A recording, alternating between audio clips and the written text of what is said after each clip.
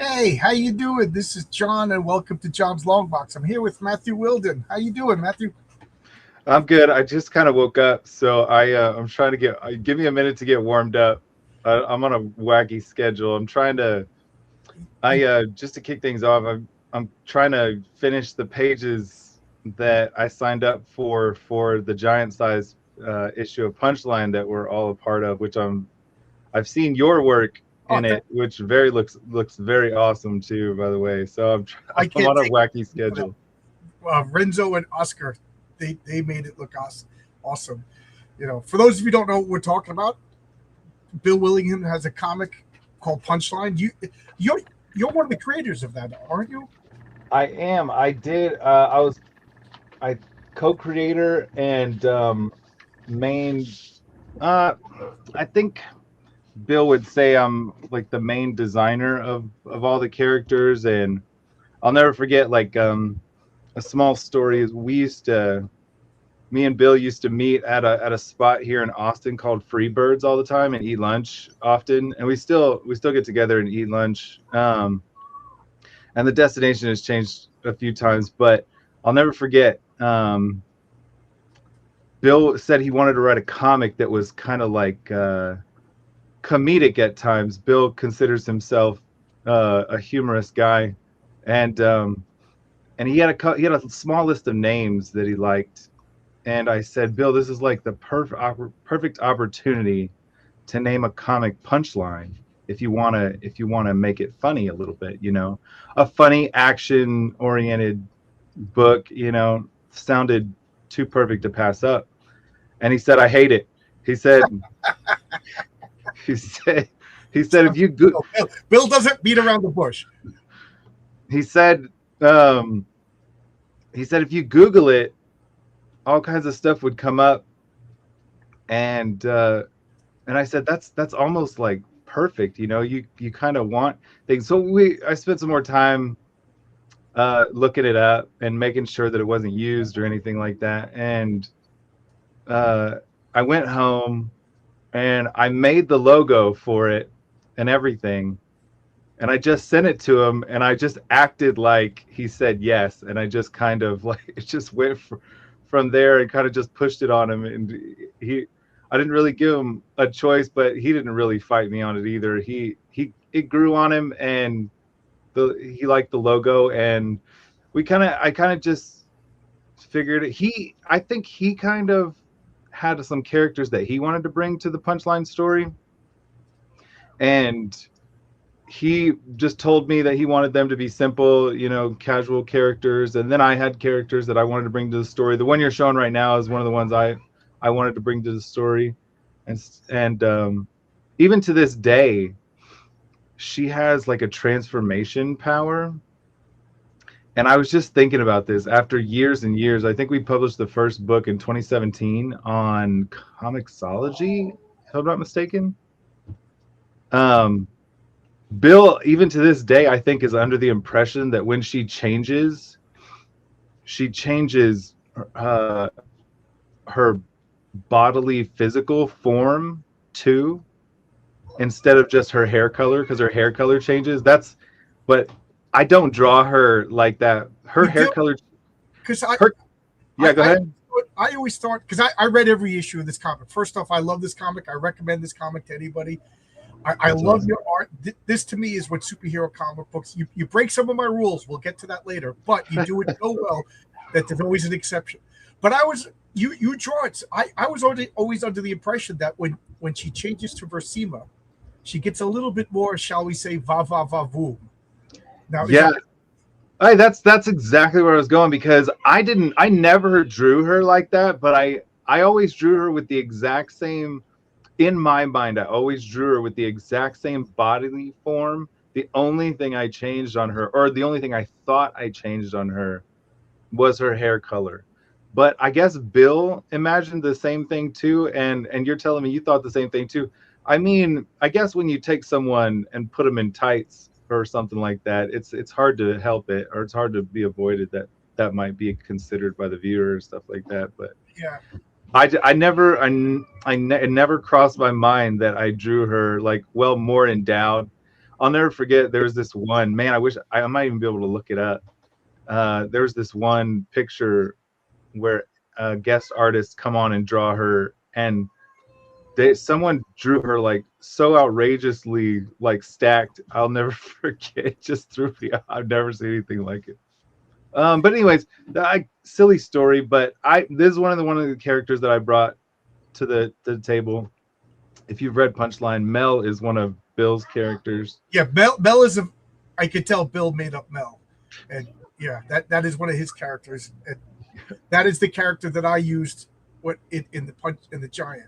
Bill, Bill gave me 12 pages to tell a story, and I just, no offense, but I just like Mel because she's a normal human who had superhuman powers, and she's kind of bitter about it. She lost her powers. Check out the comic. I don't want to spoil it for anybody. So I was just like, she tries to get powers. So that's the basis of the story. And it's funny because when I wrote the first story, it was my character saving Mel. And Bill was just like, what are you doing here? You know, Mel's not a damsel in distress. I'm like, you're right. I guess that's just rookie mistake. You want to make your characters cool, right? But it forced me to do something like different. I wrote Mel for like most of the story, you know, and my characters for not a lot of the story. I like it. But anyway, enough about me. So no, it's very awesome. Like I'm very excited about it.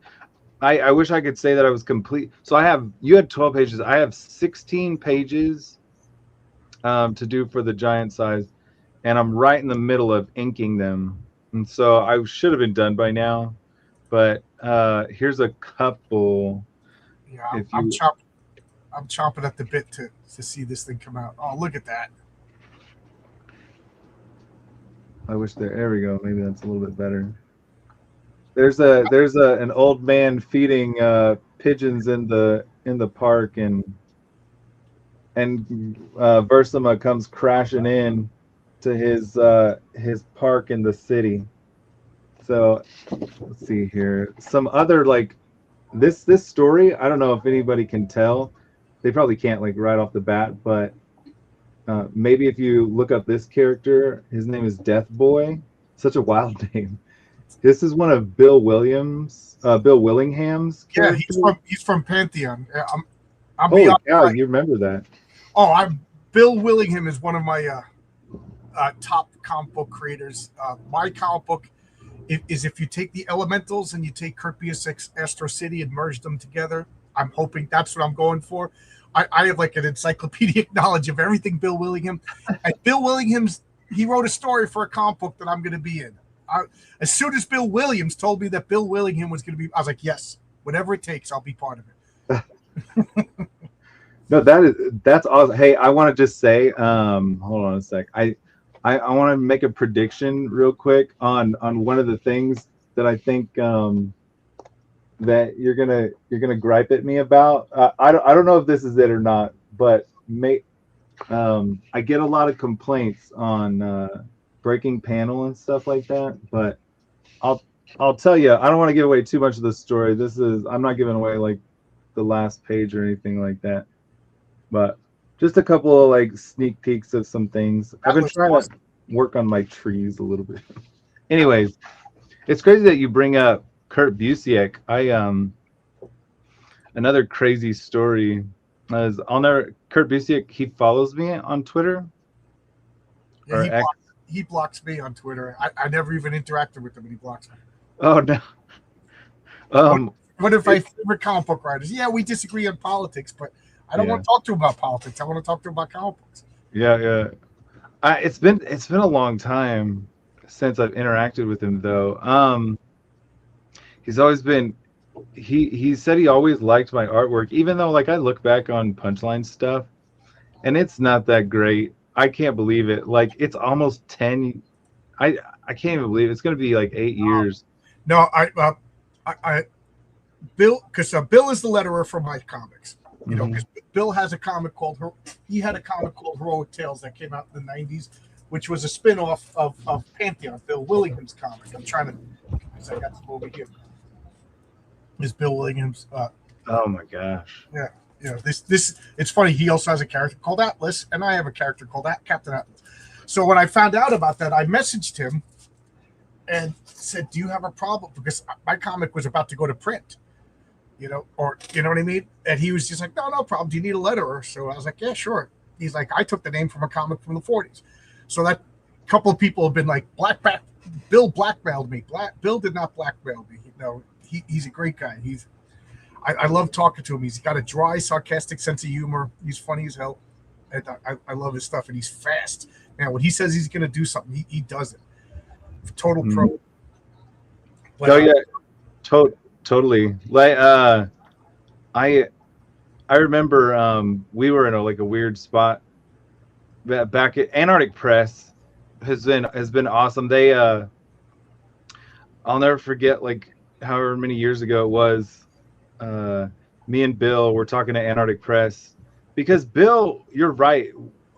You when you said he was fast and professional, you were talking about Bill Williams, right? yes, Bill Williams. Yeah, Because I never worked with Bill Willingham, unfortunately. I would love to, but yes, Bill Williams is super professional. He went because Antarctic Press is about an hour drive from us, and I'll never forget. When one weekend he was just like, you know what? I'm gonna drive down to San Antonio, go hang out at one of Antarctic Press's meetings. He took a couple of photocopies of our very first Punchline issue, which we put out on Comixology. He went to Antarctic Press's meeting, threw it on the table, and said, "Hey, you guys want to publish this and work together and stuff like that?" And then that's exactly how it happened. Like you're right. When Bill wants to get something done, like once he sets his heart on something, he'll drive down. Well, he'll drive for any reason he can find to go to Buc-ee's out here in Texas, but which we never missed every time I went with him down to one of those meetings. My wife and I were like, we just want to drive down to a Buc-ee. I live in New York, so there's no Buc-ee's near me. But what do you want to do for vacation? Drive to a Buc-ee's. Isn't that a gas station? Yeah, but it's an American gas station. It's an outrageous destination. Oh, I didn't finish my story. So Bill, yeah, said, can I come on my channel and talk about my comic Punchline? And I didn't know about Punchline at the time. And he sent me digital, and I never read digital, but out of respect for Bill, I saw your art, and I sat there. I said, "All right, let me read. Let me check this out." I read all 6 issues, which I right here on my iPad because I love your art. I think you have such great superhero comic book art. Like I would love to hire you for an issue someday. We'll talk off cameras. But I absolutely love your superhero art. I do love that you break the panels.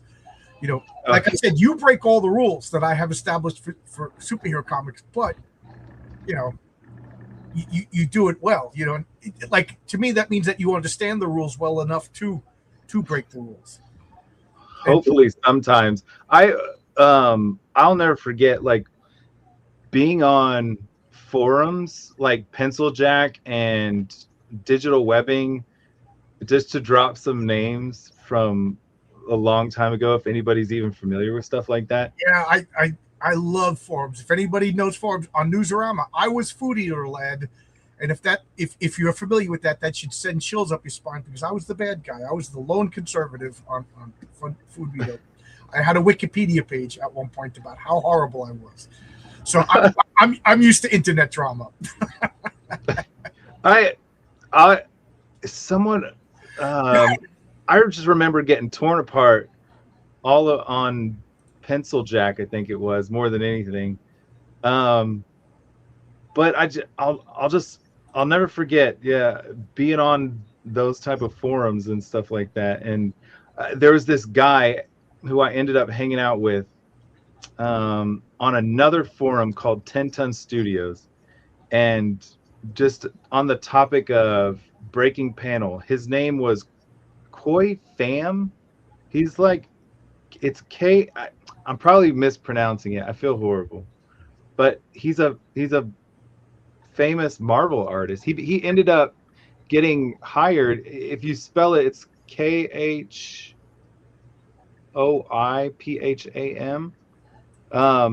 Anyways, he's one of the guys who got picked up off of one of these forums and ended up being like a Marvel artist.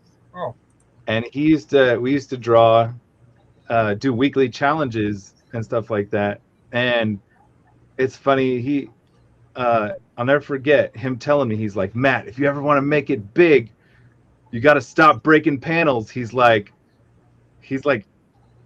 listen to me. He's like, I work for Marvel now and stuff like that. You got to learn to draw in the box.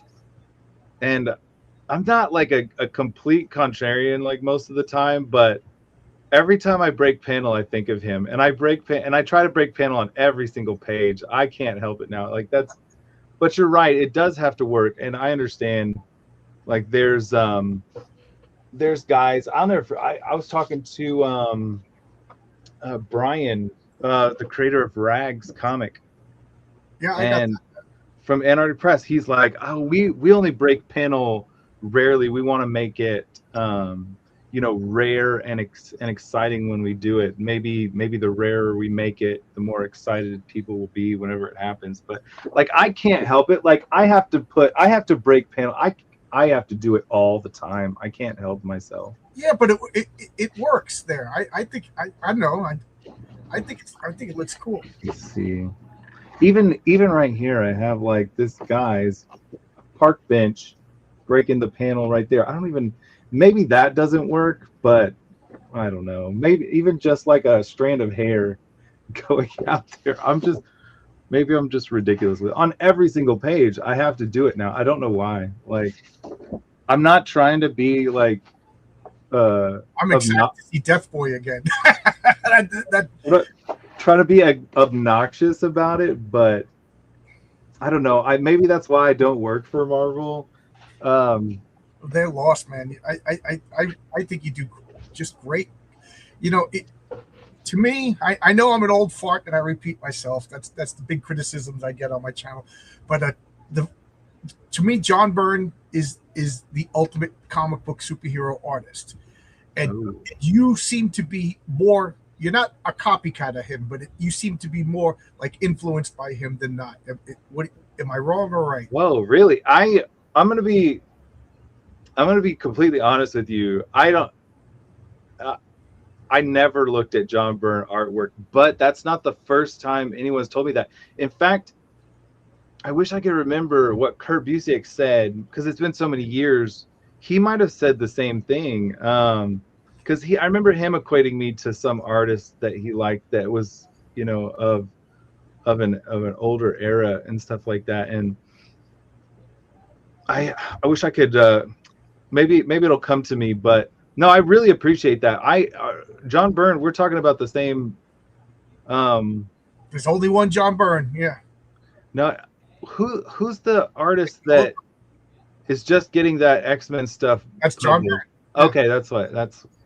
You also remind me of like your lines look like John Byrne lines, and your storytelling. Like, to me, John Byrne is just the most easy storytelling in the world. Like, you could take all the words out of most of his comics and still get the majority of the story.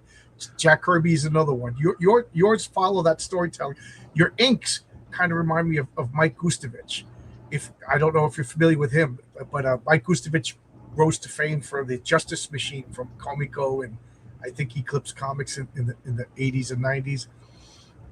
I'm gonna go look that up right away. That I never heard of. Tell me if this is, you know what? I might be lying to you, because tell me if this is who I'm thinking of. Who's the guy who accompanied Stan Lee on how to draw comics the Marvel way? Buscema. Yeah, I could see some Buscema. Okay, Buscema. He is one of the olds that just completely blew me away when I first saw it. I'll never forget getting a hold of a VHS tape from one of my dad's friends about how to draw comics the Marvel way. And I was so young when I watched it, probably like 12 or 13. And I watched it, and I actually got a hold of the book much later, but I watched it and I was like, that was the first time I'd ever learned that they actually write comics before they drew them. I thought that was utter blasphemy. I didn't understand anything about comics back in the day, but Buscema, he's one of the only ones one of the old ones that I cared about. Yeah, well, he's awesome. I mean, when I started collecting comics around 74, but I had older brothers, so I've always been exposed to comics. But for myself, so that was like Buscema Central. Like Buscema was Marvel Comics. I wasn't interested in DC Comics at the time, and then a couple of years later, it was like Byrne was the main guy. So Buscema and Byrne, to me, that is what comic books are supposed to look like. Like I missed out Kirby. So when I got in, when I learned about Kirby, it was when he came back to Marvel, and not to be mean, that wasn't his best, And then when Ditko came back to Marvel, that was awful. So I hated Ditko until I saw his early '60s stuff. And then I was like, I can't say I hate Ditko, because. And honestly, like that's how it goes. I really like, I really like a lot of those guys now, and I'll never forget not liking Todd McFarlane's artwork the first time I saw it either. I mean, same with me. I missed all those big guys. Kirby, I appreciate a lot more now than I ever thought I would. I eventually really liked Todd McFarlane, and I remember, I was collecting Infinity Incorporated. And that was Todd's first monthly series. And talk about a guy who broke the panels. Yeah. Every page he broke the panels. There was a lot. Yeah. That's a good point. Yeah, that's a good point. Well, Art Adams was the first time I could remember breaking the panels was in the Long Shot series. Long Shot was throwing something, and it went out of the panel. I forget what he was throwing, but he was in this corner, and then it was big. He drew it big, foreshortened, but outside the panel, so it almost looked 3D. And I remember me and my friend were like, it's out of the panel. Like, could you know what I mean? But like, it was awesome. Who doesn't like Art Adams? So you're in good company. You can't really see it, but this poster right here, can you see that this feet over here? Can you recognize? Yeah. That X-Men poster. Hold on, let me see if I can move my camera. Well, that's Art Adams, right?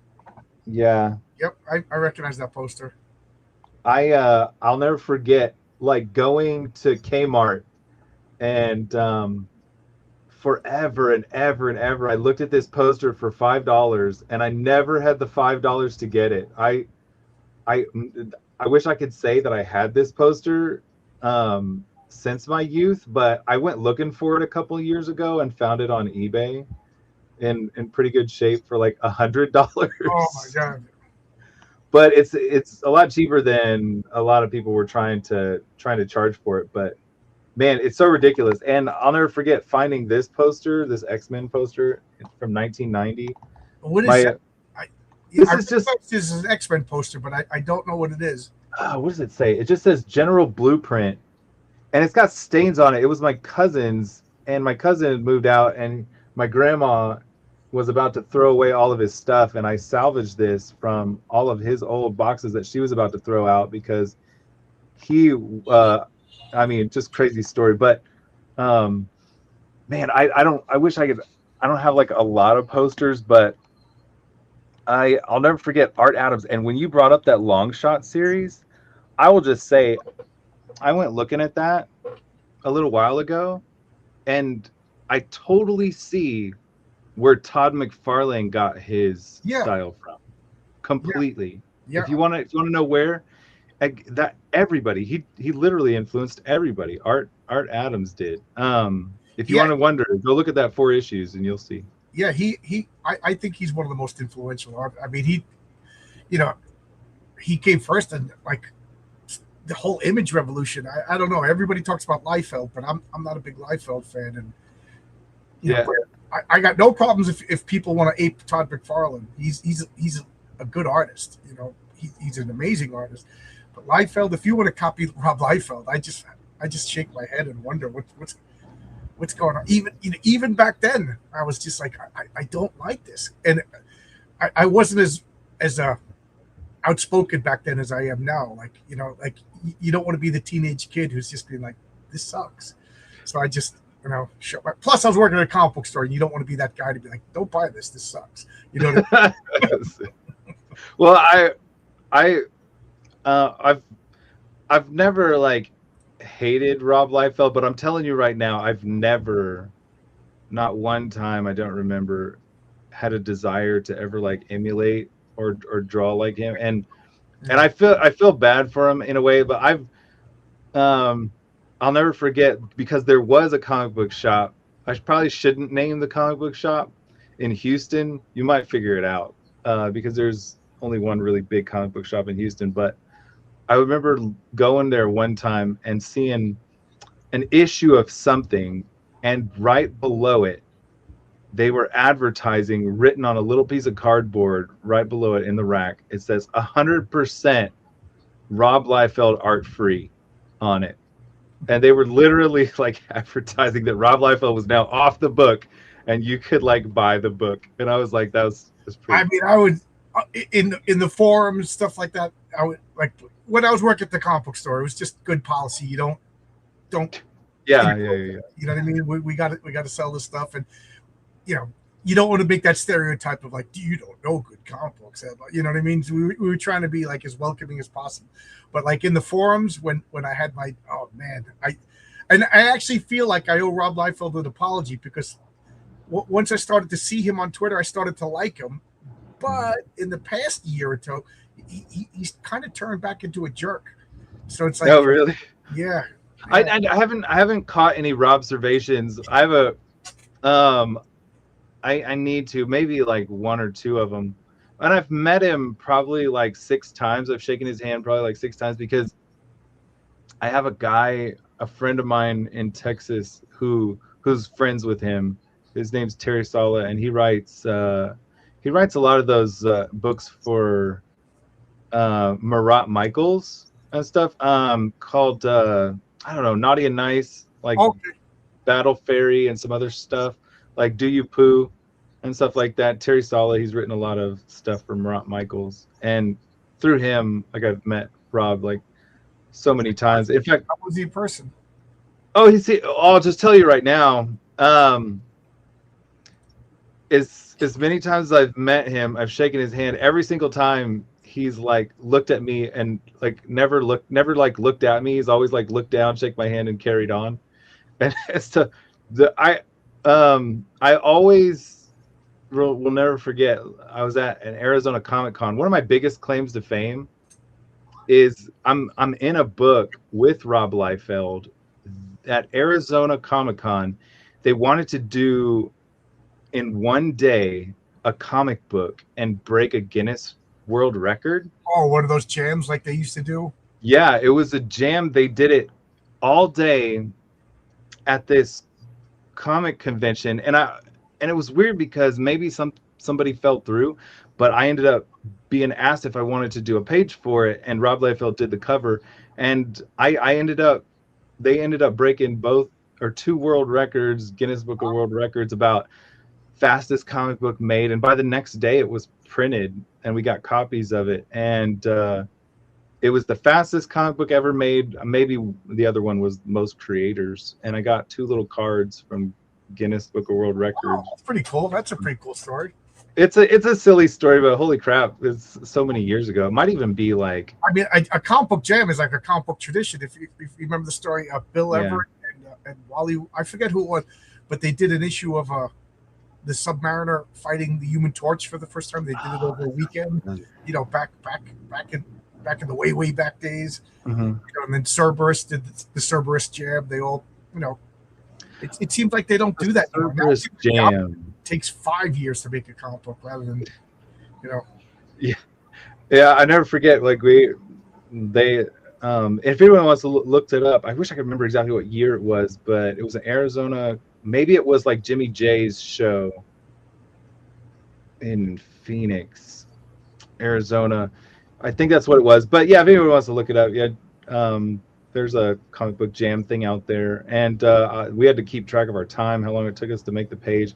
And I'm just telling you right now, there was reference flying around about the characters that we were supposed to be drawing from, but I'm pretty sure I deviated the most from the reference, and because I don't know if I even like really got a chance to look at the reference. And from Who'd you page to draw? page, it looked like a mess. It looked like an absolute. There was no coherent consistency. What's the professional comic book term that you use from panel to panel? Maybe it starts with a C. Continuity of character design or anything like that.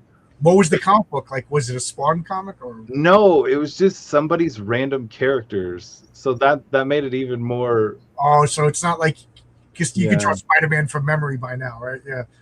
yeah, that's true. So the character designs were so all over the place. No, Anyways, weird story. that's But uh on there anyways, before I forget, you brought up like Kurt Busiek earlier, and yeah, one of my favorite comic book writers. And oh really? yeah, That's awesome. Astro City is one of my favorite comic books, and I wear my homages, my inspirations on my sleeve. You know, like I said, 100%.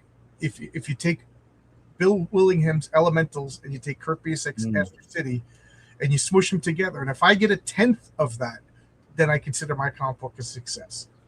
You know, I hold both of those creators in the highest regard. Bill Willingham has been on my channel. I was so nervous. It was you know, he was him and John Byrne are like my two grails. You know, Really? yeah. To like I'd revert back to a little kid. I was so nervous, so nervous. And Bill Williams, who's in the chat right now, he's the one who set it up for me, and I'll be eternal grateful. Whatever Bill wants, Bill gets. You know, he got me to talk to her. Even my wife said she's like, I've never seen you like this before. I was like, so nervous, so nervous. I was afraid of making a fool out of myself in front of him. You know, maybe I don't know. You guys tell me, did I make a fool out of myself? I was literally. No, I don't think so. I thought it went great. Everything you've done, like I remember when you did an interview with Matt Moylan too. He's a cool guy, man. I love him. If you're watching, Matt, you're awesome. Yeah, Matt's. Let me just say, Matt Moylan and Bill Willingham, and even Bill Williams. But I will never forget, like writing or having Matt Moylan write that 4 issues final fight that I did for Udon, and reading it and thinking just like how I thought. And if anybody is wondering, the pages that I've been showing, those are the pages that are written by Bill Willingham. Those are some of them anyways. I didn't want to show all of them, but reading their scripts, I was like, these guys want to really deliver for the reader, for the viewer, and they come from the same era that I come from. Like, they want really awesome comics. They want to deliver the most for every panel. They just want to give people like so much fun and action and character love, because I'll never forget reading these pages from Bill Willingham and thinking, because he gave us some of his Pantheon characters for this, and thinking, this guy loves his characters. Like, he absolutely has a love for these characters. Like, it's almost like emotional in this comic book. I can tell. I don't know if anybody will get emotional, but I can tell that maybe even he got emotional as he was writing it. But these guys, they just love these comics, and they love these characters, and they just wanted to like really get back to like making really awesome, fun, action oriented, like just freaking stellar comics, in my opinion. I say this every time. Elementals is one of the most important comics that people just don't know about. And I will say, and I said it to Bill Williams, and he was gracious about it. I said, without Elementals, there's a direct path to Watchmen and Dark Knight Returns. Yeah. Yeah, like I know right now deconstructed superheroes is a bad thing to it, you know, because it's been done for 8 million years. But I think Bill William didn't deconstruct superheroes. I think what he did is he did a logical progression. Like, he split the difference between the superhero world and the real world, and that's where his comics fit in. Like, there was logical consequences, logical physics to his characters. So I don't think when people say that he deconstructed, I don't think he deconstructed. I just think he was very, very logical, and it created a darker world, but it was still a superhero world. I know it sounds like I'm contradicting myself, but check out Elementals, and then of course Watchmen and Dark Returns became grim and gritty, but I think it. I don't know. I've never. Alan Moore is another one. I would love to talk to Alan Moore. I wonder if he or Frank Miller, but I wonder if they would. I would be totally shocked if they said I never read Elementals. Oh my gosh, Alan Moore. Real quick, is that the guy that wrote The Watchmen? Is that the guy that wrote? Crap. What's the name of that? Oh no, I'm blanking. Transmetropolitan. No, that's Warren Ellis. Okay, okay. I'm so sorry. Well, I mean, he's the new wave London guys. Heroinberg. Okay, I'm not completely like off base. Okay, the new wave London guys. Or England guys. I don't know if they're all from London, because I know Mark is from Scotland. But Heroinberg's asking a question that I wanted to ask you, and I've asked Bill Williams, and he said I have to ask you. Okay. I'm always loving some Versima. Yeah, he likes sexy chicks, Heroinberg. Did you guys already talk about how you came up with that name? Nope. I'm asking now. So. Oh, okay. Remember, I said you break some of my rules. Yeah. My number one rule is the superhero name. Everything flows from. I've Googled it. I've looked it up. I don't know what Versima means, and you've never said it in a comic. Okay. Yeah. You know what? That's a really good question. I'm glad you asked, because I remember just desperate. So I was working a full-time job. Obviously, I mean, I'm not now, and but I remember being on night shift. I worked plant operator, mechanical type work. I would maintain it and maintenance and preventative maintenance equipment, and I would offload. You're a blue collar tool guy. I'm an electrician. Oh yeah. I one of my favorite little logos that I use. Let me see if I even have it. Is a funny little electrician thing. I remember doing some electrical work on my house not too long ago, and anyways, it took me like electricity scares the crap out of me. GFC. That keeps people like me employed. Yeah, GFCIs. I don't ever buy a GFCI from Walmart, people. They're crap. Anyways, I just ended up bypassing it and wire nutting those things together because, all right, stupid story, but I would work 12-hour days and nights at this job, and I just remember thinking of names. I wanted something so original. I wanted something so different. And then maybe if it made sense, that would be an extra bonus. But Versima, I kind of had an idea that her powers would kind of just be absorbing dark matter from the universe. And so verse just it's just short for universe. And I don't even know why. And the pronunciation, I've always pronounced it Versima. Okay. And then other people have come and pronounced it Versema, and I liked that too. Like, there's no really wrong or right way to pronounce it, but I guess I just had imagined the way she gets her powers was it kind of unlocked something in her ability to absorb dark matter, which is something that is theoretically a thing that no one can measure even to this day. Dark energy is what I not absorb dark matter, absorb dark energy. So there's dark matter in the universe that is dark energy. Theoretical people estimate makes up, like, I don't know, 75 to 95% of the universe. That stuff you can't see, dark matter, and then maybe it's approximately the same dark energy they estimate is out there that they can't really measure. And so maybe, I guess, had her pulling from the universe, and Versima was just, I don't even know where it came from. Honestly, it just kind of rolled a little bit. So it's a made up word. It's off of verse. It's just something that kind of just made up off of the word universe, Versima, verse.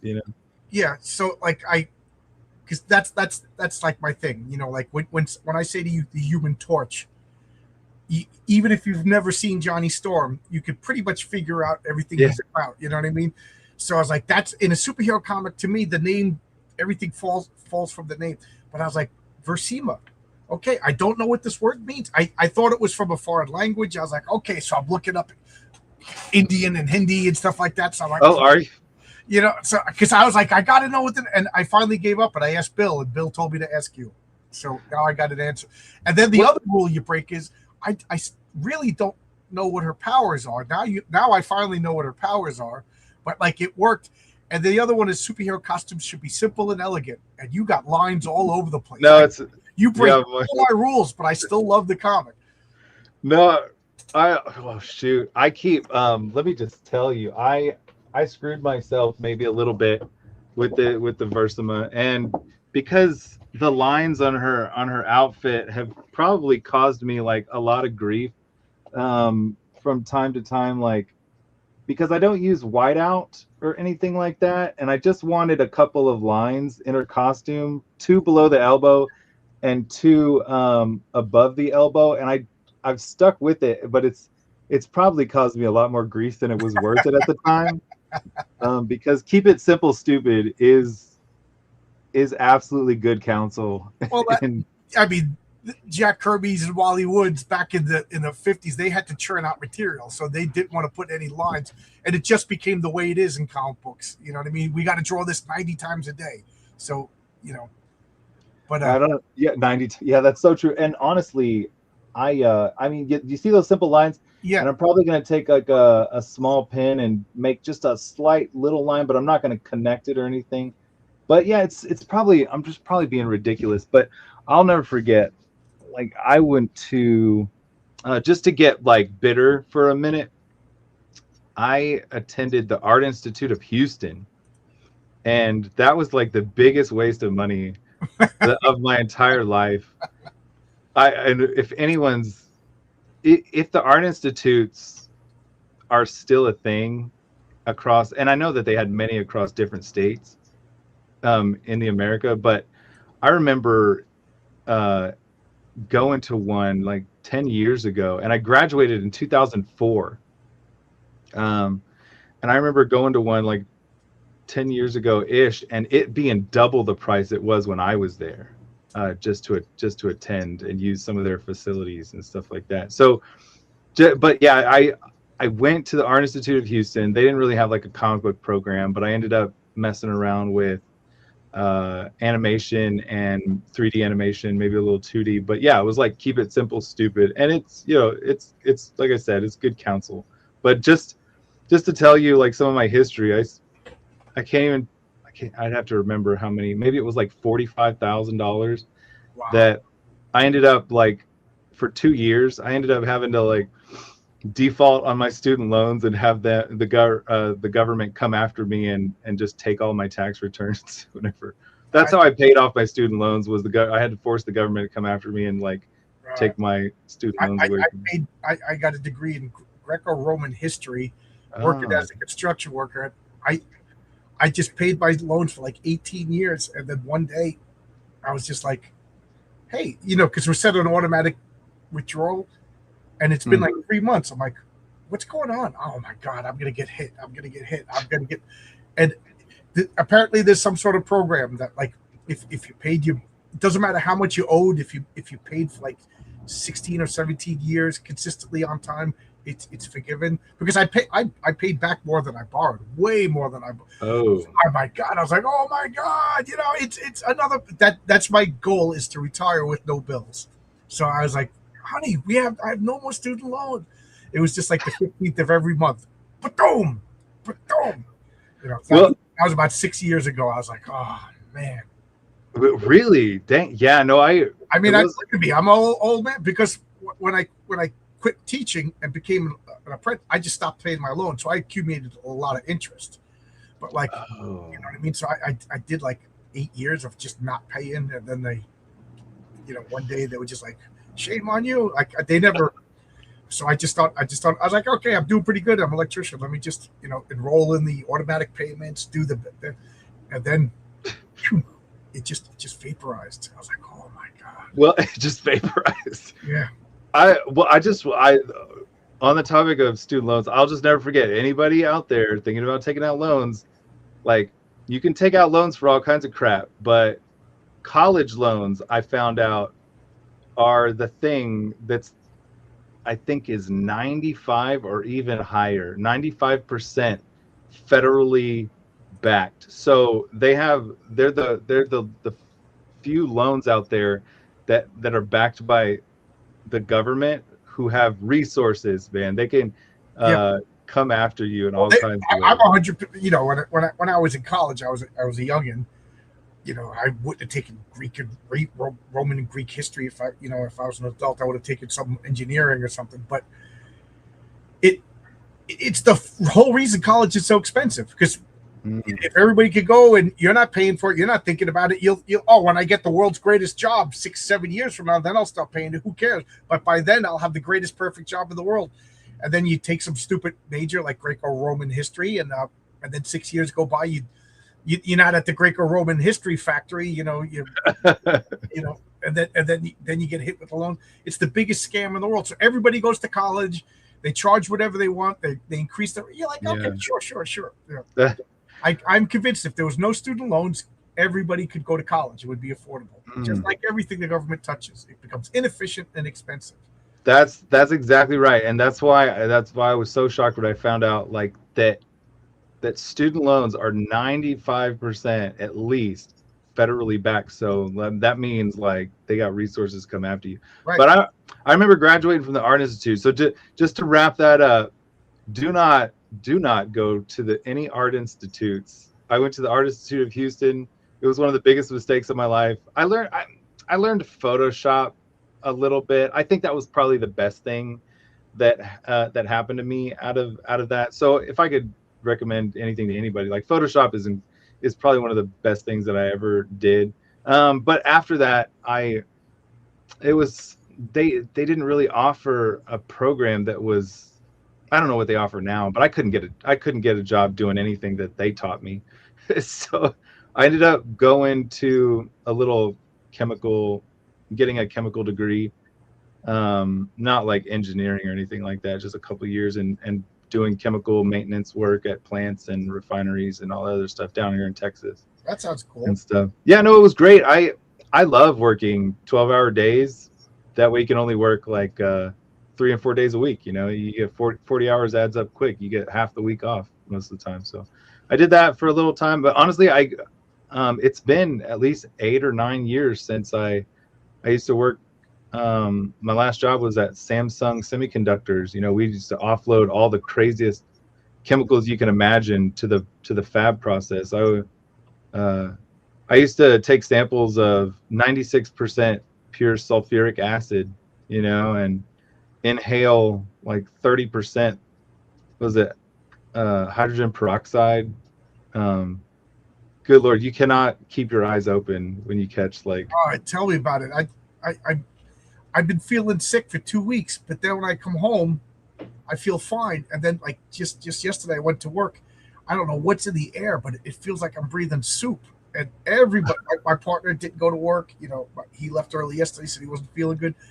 And then I get like a fever. And then, you know, it's a construction site. There's something in the air in all of these industrial places. You know, these guys are spraying chemicals on the walls, and I think we just breathing it. So yeah.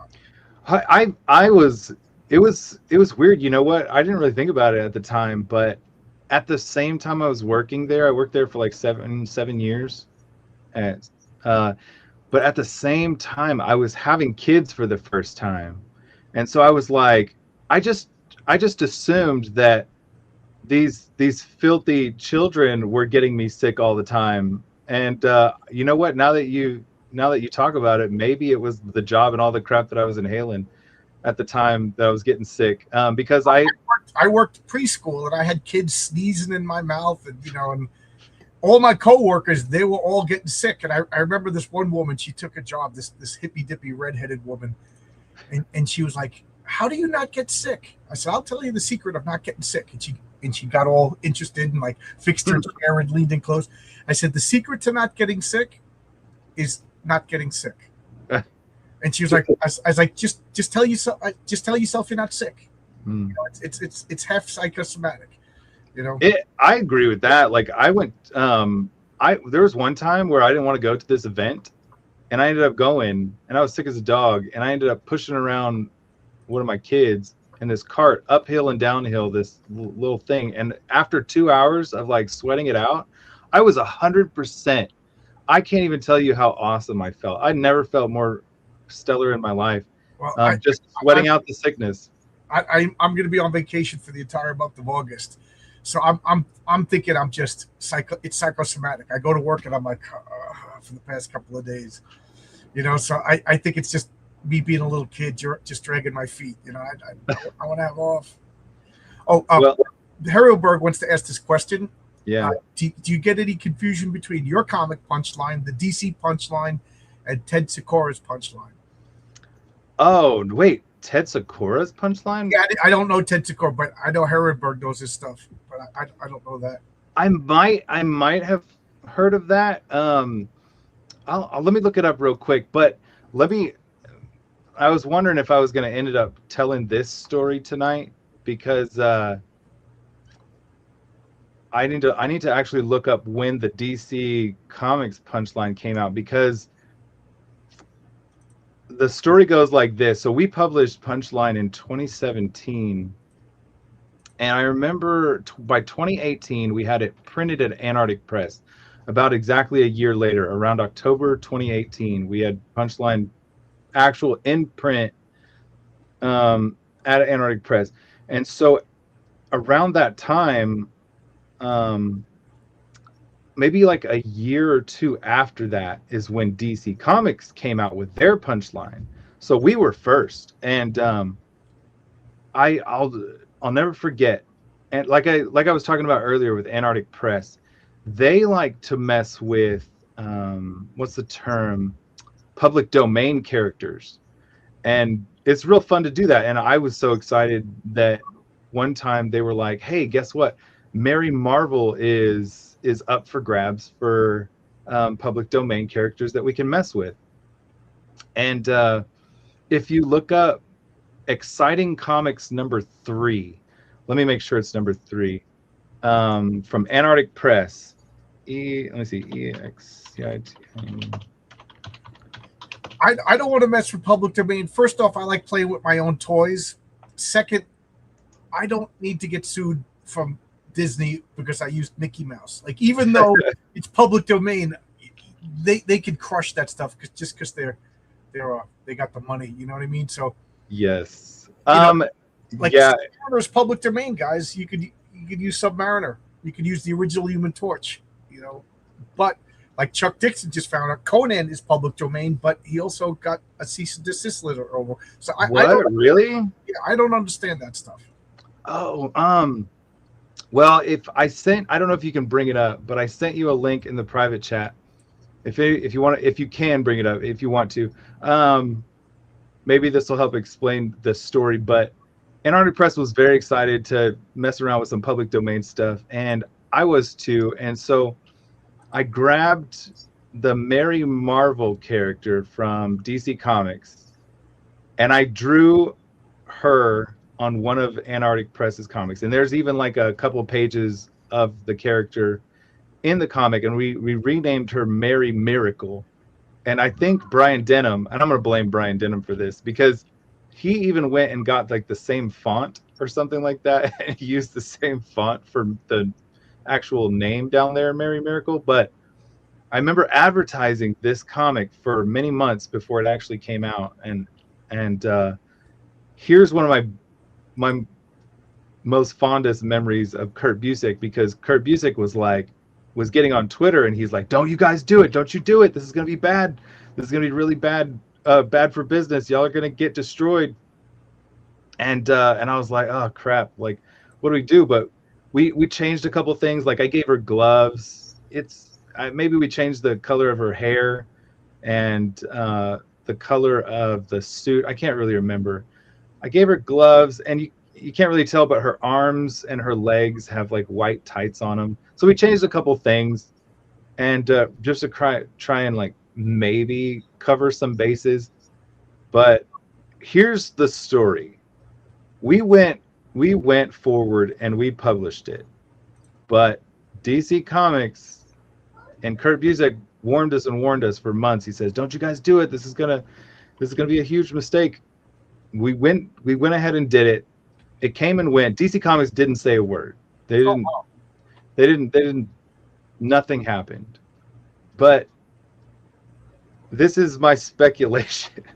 But because we did this, I'm not saying this is what DC Comics did, but because we did this, exactly 1 year or maybe a year and a half after our Punchline comic comes out, Punchline from DC Comics comes out. And so they got us pretty good. You know, we infringed on their property.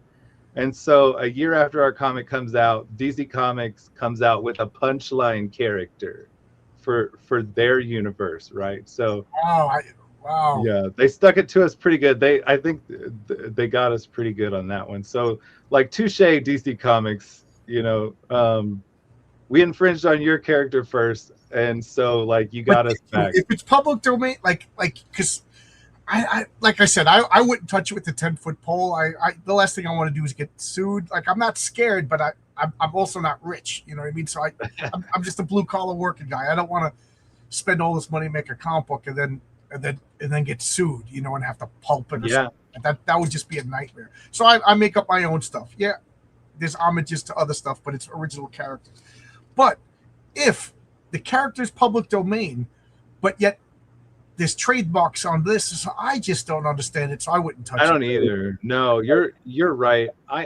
It's not like completely turned me off. Like, what's coming up for public domain in the next like 5 years or something like that? What is it? 2020? I just saw on Twitter somebody put up a chart with all the dates. Whoa, there's a chart. I need to. Yeah. I'll look for it, and if I find it, I'll send it to you. But like I said, like John Carter, Warlord of Mars, public domain, but don't you do it because you'll get sued. Somebody just did a Zorro comic, and he was told not to do it. He got sued. You know what I mean? So it's like, either it's public domain, it's not. So I don't know. Like, I love Zorro. First off, Zorro stays in that time period. Modernizing Zorro is it just doesn't work. And second off, you can make up a Zorro type character. Like, I don't know. And I'm not saying this to insult you or anybody in my crowd, but it's like, I find a lot of people take like Popeye, and then Popeye as a serial killer. It's like, what? You know, I don't know if it ever happened. I'm just making okay. You know what I mean? But to me, that's just like, you're just stealing Popeye's gravitas and trying to sell. So Popeye, he's public domain too. I never knew. I didn't even know Zorro was public domain. That's kind of crazy. I'm not getting ideas or anything like that, but you know what I mean? Like okay, I'm gonna take Mickey Mouse, and then I'm gonna have like pornos with Mickey and Minnie Mouse because they're public domain. Like, oh yeah. To me, that's just the lowest common. That's almost like admitting you have no talent. You know what I mean? It's just like, I'm going to take something great that somebody else did, and I'm going to just do something shocking with it to get attention. You know? Yeah. It's like I'm going to make a comic book called Star Whores. You get it? It's like Star Wars, but it's Star Whores. Duh! You know, it's like, I don't know. I'm not a prude. But make up a naked space comic book. You just put a little bit of effort into it. You know what I mean? People find it because of the boobies anyway. You make a good point. I remember Georgina's here. Breathtaking beauty, Georgina Floyd, ladies and gentlemen. Oh yeah, thanks to the last guy who said nice cover. I appreciate that. Marcus, he's one of my artists. You know, Marcus, awesome. I appreciate you. One of the last conventions that I did, in Houston, I just went and hung out at Bill's table most of the time. And I'll never forget. So I haven't been to a comic shop in years. There were a lot of celebrities and old writers and people at the comic book convention, like how comic book conventions should be, right? But there were so many public domain comics of where when you open them up, they would be like, you know, like that type of thing that you were talking about, you know, like crude, and I don't use that in like a bad way, you know, like comic revealing and non-prudish comic books, you know, interiors and stuff like that, with like really racy covers and stuff like that. Anyways, the whole point is like, yeah, they were all there's this huge market now for doing like random variant covers to stuff like that, and people are all about it. I had no idea that it had gotten to that point, which, you know, I mean, to each his own. There's no, I don't know much about it to criticize it, but you know, they take these for lack of a better word, no, we'll just say parody comics, and they'll take them to the actual celebrity that they're based off of and get them to sign their parody comics, and it's fun, and a lot of people like it. But you're right, that's the only time I had no idea that was such a big thing. And just to wrap up that Mary Marvel story, that's the only time that I ever did any public domain stuff. And I did it. I was peer pressured by Antarctic Press. No, I'm just kidding. I totally wanted to do it. I was excited to do it. It was the first time I ever did it. I love the Marvel family. That's like I don't want to write anybody else's characters. You know, I was stressed out writing Mel. You know, like I was like messaging Bill. For those of you who don't know, Mel is Bill's character from Punchline. I was messaging Bill. Is it okay if she says this? Is it okay if she does that? And I didn't touch Versima because I didn't understand her powers and names, so I didn't want to do something that you would just, you know what I mean? I'm glad you brought that up. So to say one more thing about her powers, the way so she's basically like a Supergirl type character, but I wanted some explanation of her powers. So basically I turned her into a really high level telekinetic.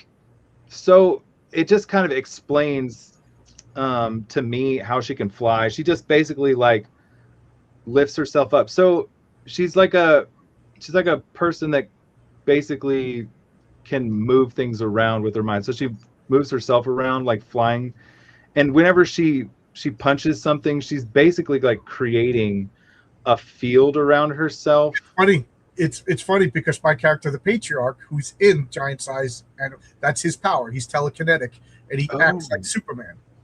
Oh, really? Oh, what? He acts like Superman, but you know, if he's not paying attention, if he's not aware, you could punch him and shoot him because he's not telekinetically deflecting everything. Oh my gosh, that's so awesome. Yeah, exactly. It says she's a ripoff of the Patriarch. That is exactly what I was thinking. Yeah, so you'll see when the comic comes out. I'm sure you'll get a copy of your own comic, and you could. I don't know if you read my story or not yet, you know, but I haven't had a chance to, but I've seen your comic for years. Like Bill has this saying, and he's so right. He's like, people hate to read, and I haven't read a comic in years. I don't like doing digital either, but I need to catch up with your characters, because I would like to do. We do need to do something someday. In fact, let me just tell you, one of my biggest. I love your art. I would love to hire you. Well, I feel like I'm finally maybe. No, you're fine. No, you're making me think of stuff all the time, which is great. Like, you're a great interviewer and cool, fun to talk with. I'm thinking of like a dozen stories a minute conversing with you. So, but I'll never forget like really being excited to draw comic books, and I feel like only recently, and I appreciate you saying that you like all my Punchline stuff, because I look back on it and I can't stand it. No, I love it. I feel like only recently am I finally starting to figure things out and get somewhere in line weights and other page layouts and stuff like that. So I appreciate all that. And as far as like before I forget, as far as other influences, I'll never forget Adam Warren. Out of all the people that have ever influenced me, Todd McFarlane, I was excited about Jim Lee back in the 90s, like most people. and stuff like that. But Adam Warren, I caught Adam Warren, the American manga guy, and he's probably influenced me more than anything. And anime and stuff like that, I've tried to like mix it all together and come up with something I like, and my artwork's just been really all over the place. I wish I had like some coherent.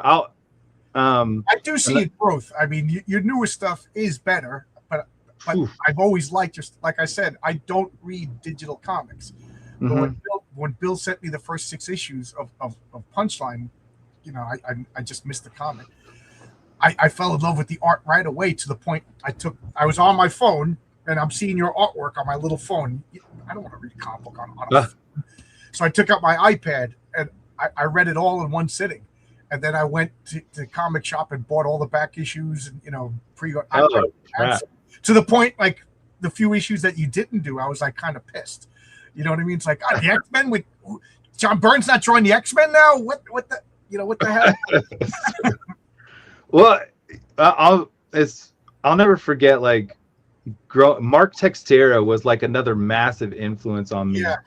And as far as your comment there on Punchline stuff, we have so many plans to do more Punchline stuff, but I will tell you this, like, I have so much respect for you, like keeping your comic book going as long as you have, and I have read a little bit of it over the last like couple of months, actually, as I've talked to you,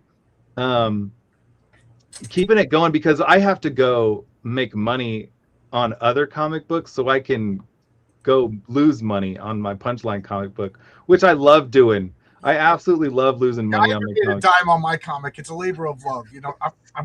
I'm going to do comic book conventions, so maybe.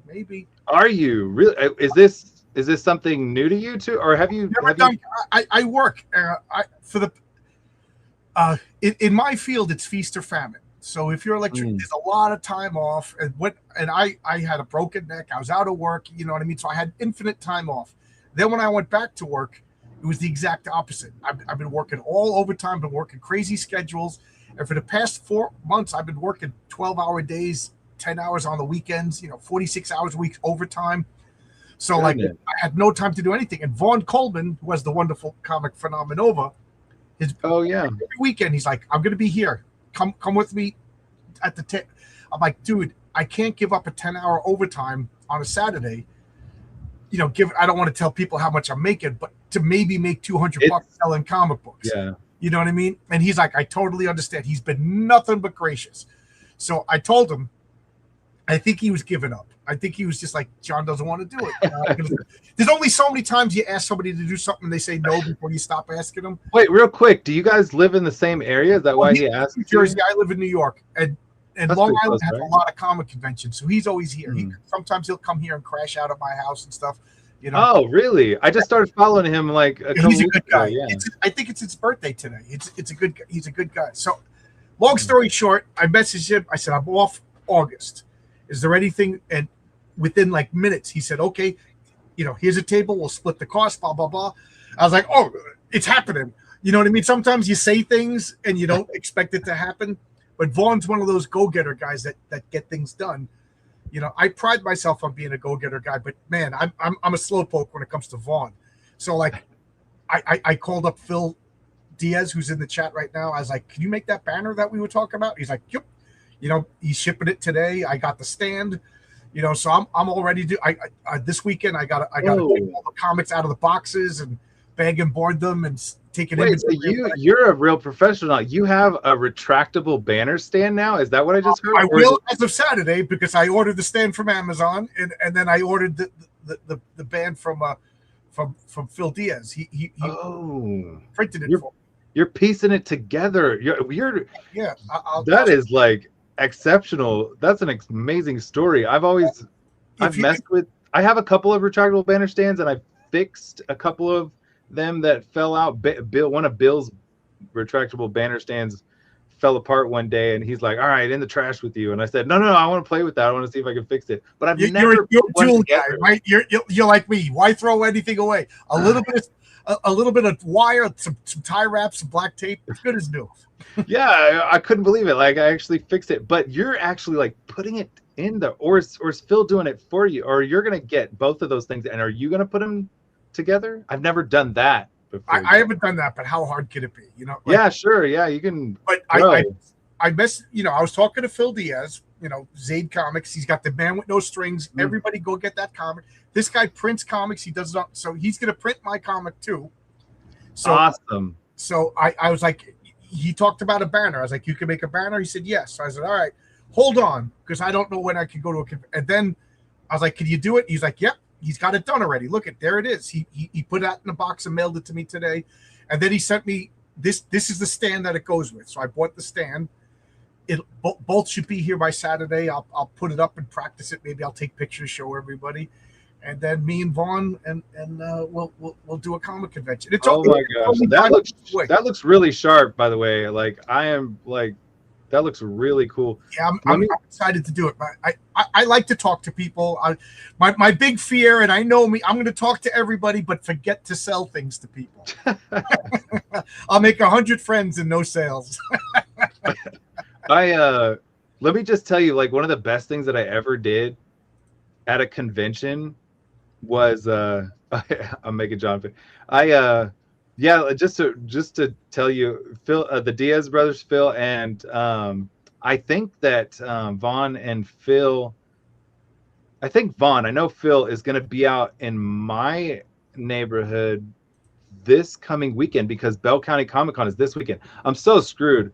I wanted to get so much more done before these conventions happen, but yeah, those guys are going to be hanging out. I'm excited to. I've met Phil in person before, but I want to check out Vaughn's stuff because, to get back to what I was saying, one of the best things I ever did at a convention was took the banner stand, the retractable banner stand, and don't just put it behind you. You can put it on your table, and it'll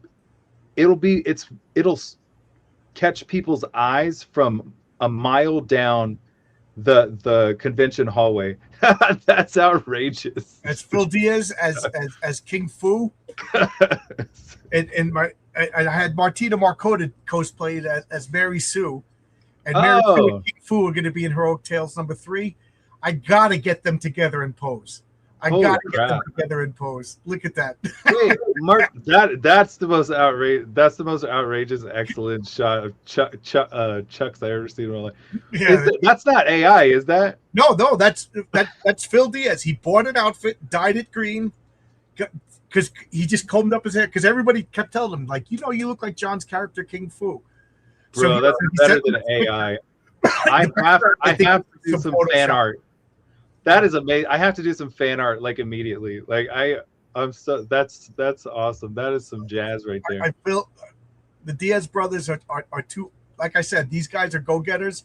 Like Vaughn is a guy like Vaughn has like wonderful ADHD. Like he gets an idea, he acts upon it. Next thing you know, it's done. Phil and his brother, whose name escapes me at the moment, but these guys like they'll print your comic. They'll edit your comic, you know, they'll do anything. They'll make your banners. And I even joke that they fulfill it by driving to your house. Like they just they just fill up all the comics in the backseat of the car because I forget who it was, but they drove somebody's comic across country to make sure that he had it on time.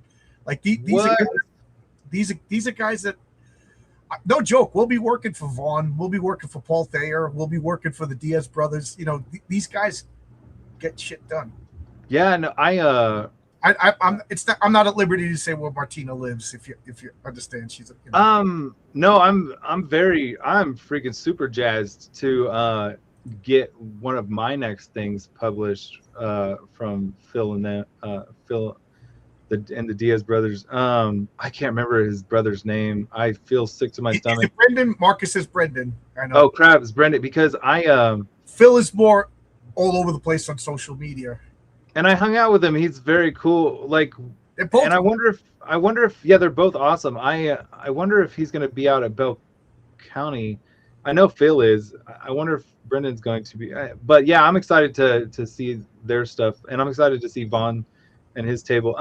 Also, Chad Townsend is very cool. He's going to be out Bell County too, I believe. All those dudes, I love all those dudes. Most of the people I've met in this indie scene are pretty cool. I could count on one hand the jerks, But considering how many people I've had conversations with and talked to and met, you know, that's nothing. Yeah, we went out to dinner so many times. Me and the Diaz brothers, like they have big plans, and I have every expectation that they'll fulfill. You know, you can count on those guys. Yeah, absolutely. Also, you brought up Martina Marcota.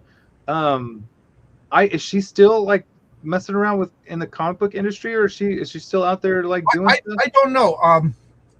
I was in her Discord for a long time, and then on New Year's Eve, I forget what it was. I was in a real bad mood, and I was like, I'm done with social media, and I just left every Discord group that I was in, because it was just people fighting, except for Martina's group. They were talking about art and stuff like that. I regret leaving her group.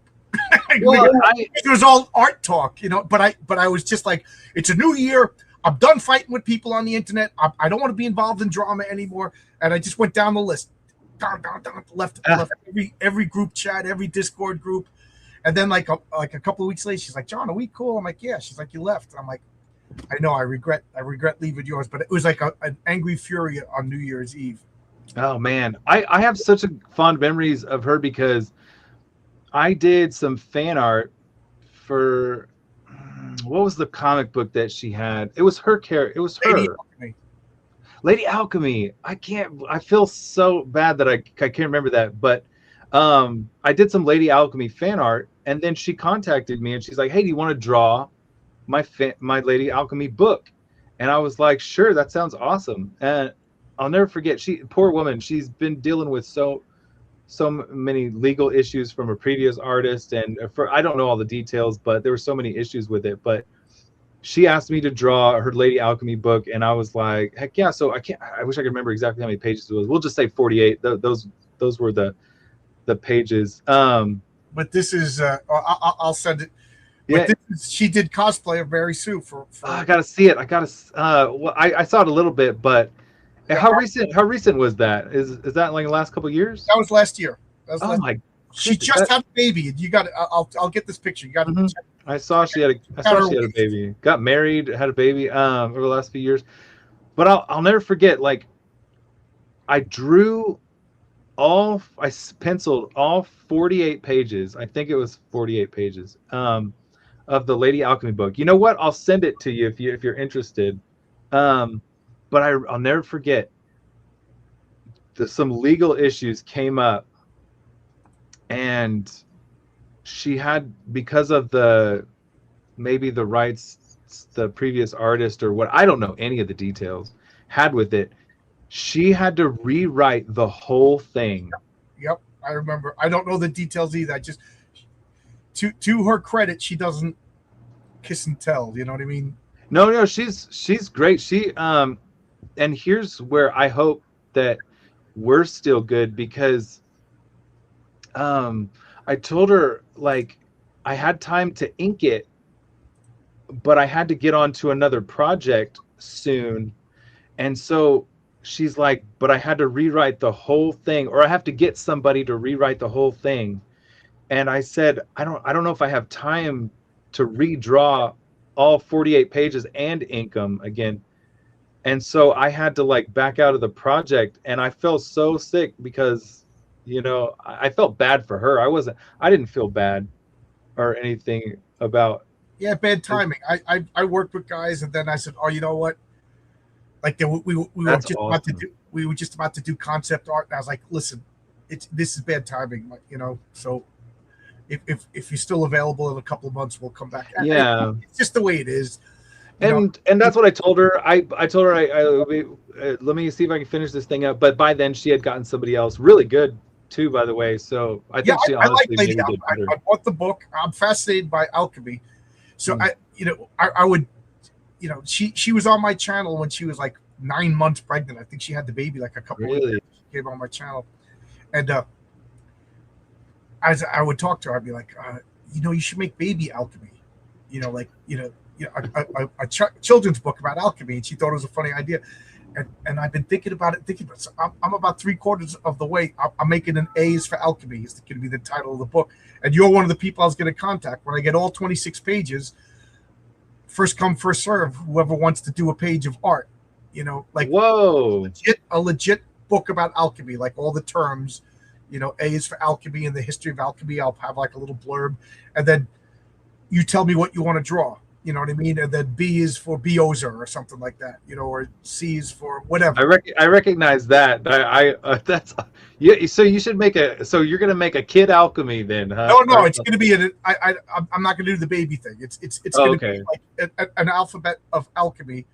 D is for distilling, and then talk about the historical process of distilling, and maybe somebody would want to draw pictures of beakers and flasks being heated and stuff like that. Yeah. So distillation that's because I remember we used to have to deal with distillation columns and a bit. That's like stupid stuff.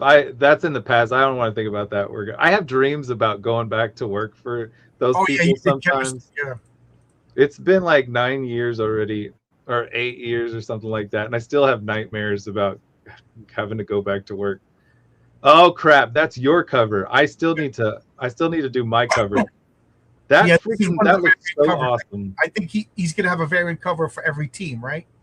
For every contributor of the book I pray that Bill Willingham does a cover.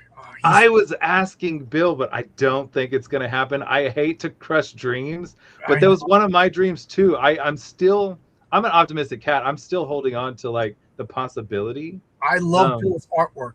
Bill is just one of my favorite artists. You remind me of Bill too, because there's something about your curves, the way you have like this line of curve that you, John Byrne, and Bill Willingham do, and then like I said, like your inking is reminds me of Mike Gustovich. That's who I need to look up after this, because I wonder if I've heard of that. I'm so bad at recognizing names, but I can recognize names, but that I just don't even recognize. But I'll recognize it if I see it before I'll actually like recognize anybody's name. But man, I haven't thought about Lady Alchemy in forever. I haven't thought about. It's another one. I enjoyed Lady Alchemy. Yeah, ultimately, I think she did better than me with the artist that she ended up getting. So she did really good. She got it done, man. Like mad respect to her, for all the obstacles in her way, like including like me just bailing when I did, poor woman. Anyways, like just to somebody else mentioned Adam Warren in the chat. I saw. Yeah, you may not be able to tell, but he's probably like my number one art influence, ended up being my number one art influence, because I'll never forget seeing that 3 issues of Jane 13 that he did. That's how I got introduced to him, because I think that's how a lot of people did. Yeah, that was my favorite of the Image comics.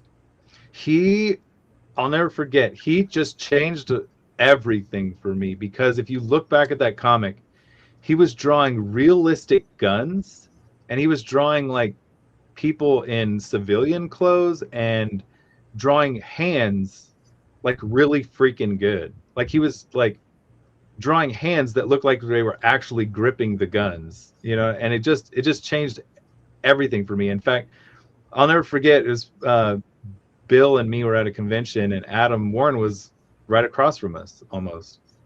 And I wasn't going to talk to him, but Bill's like, you totally should just go over there and talk to him. Yeah.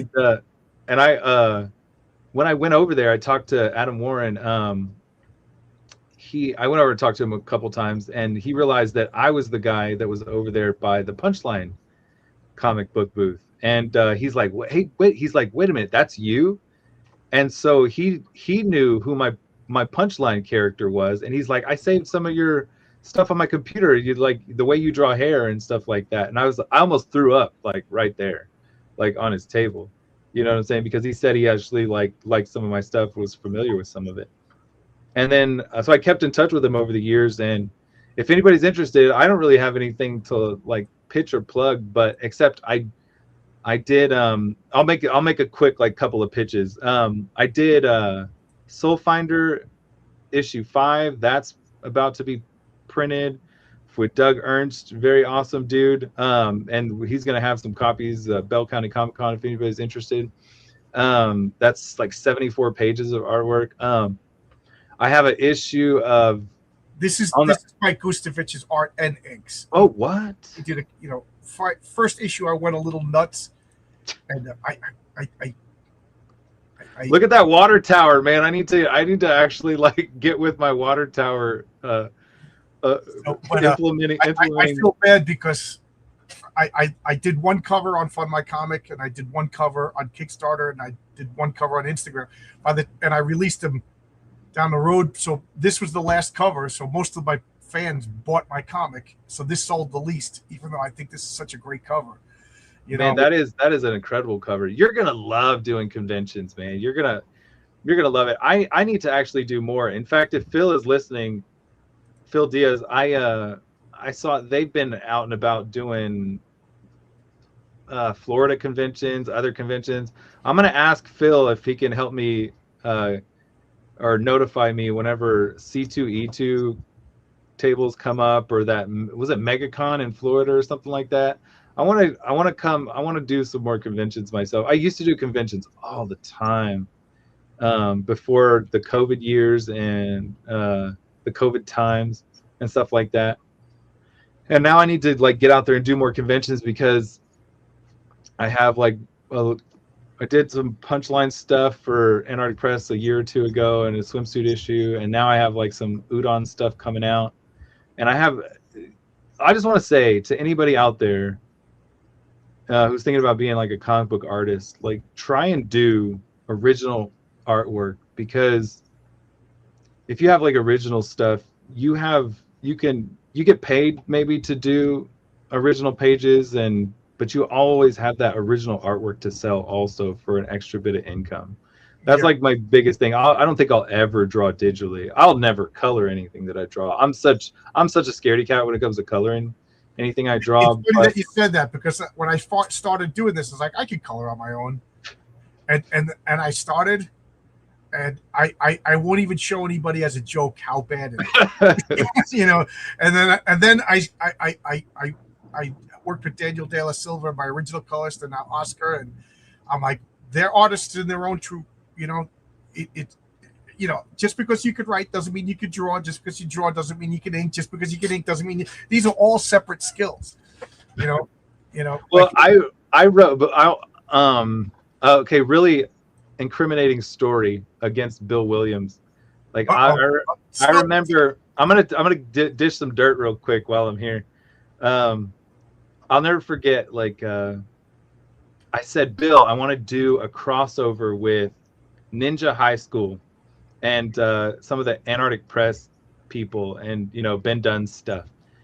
And Bill's like, he's like, I'm not reading all those comic books and stuff like these. Like, I don't know if I want to do that. He's like, and so I was like, all right, because I told him, I was like, you want to write it, and he's like, I'm not reading all those comics. He's like, there was like 300 and something issues or something like that. Yeah, and I was like, I don't blame you. That's fine. Bill's here. His ears were burning. I knew he was here, so I wanted to tell him, and I said, I understand. That is a lot. That's asking a lot. So the reason I bring this up is because you're like, I can be a writer, I can be a colorist, and all this other stuff. And so I was like, crap, I really want to do this, and so I guess I'll write it. And it ended up being issue 15. And so far, no one's hit me up because I was so beat up by the end of that process. I ended up rewriting stuff on the pages as they were done. I ended up honestly mostly writing it on the pages as they were already done and colored, and I was lettering it too. So that just goes to show you, like, I was being absolutely utterly ridiculous with the process. And so nobody's hit me up with any spelling errors, even though I didn't get an editor. I didn't get anybody to proofread anything. I should have done all these things, and I just did it all kinds of backwards. But so far, like, nobody's complained. My buddy, he did the typical thing. We played Dungeons & Dragons, we played role-playing games, we read comic books together. Then he went and got himself some hot chick from Peru, got married, and she made him get rid of all of his comics. So I benefited. I got a box of Gold Digger comics. I haven't read them. Yeah. I got to read them. you know, I saw I have an almost a full long box of gold.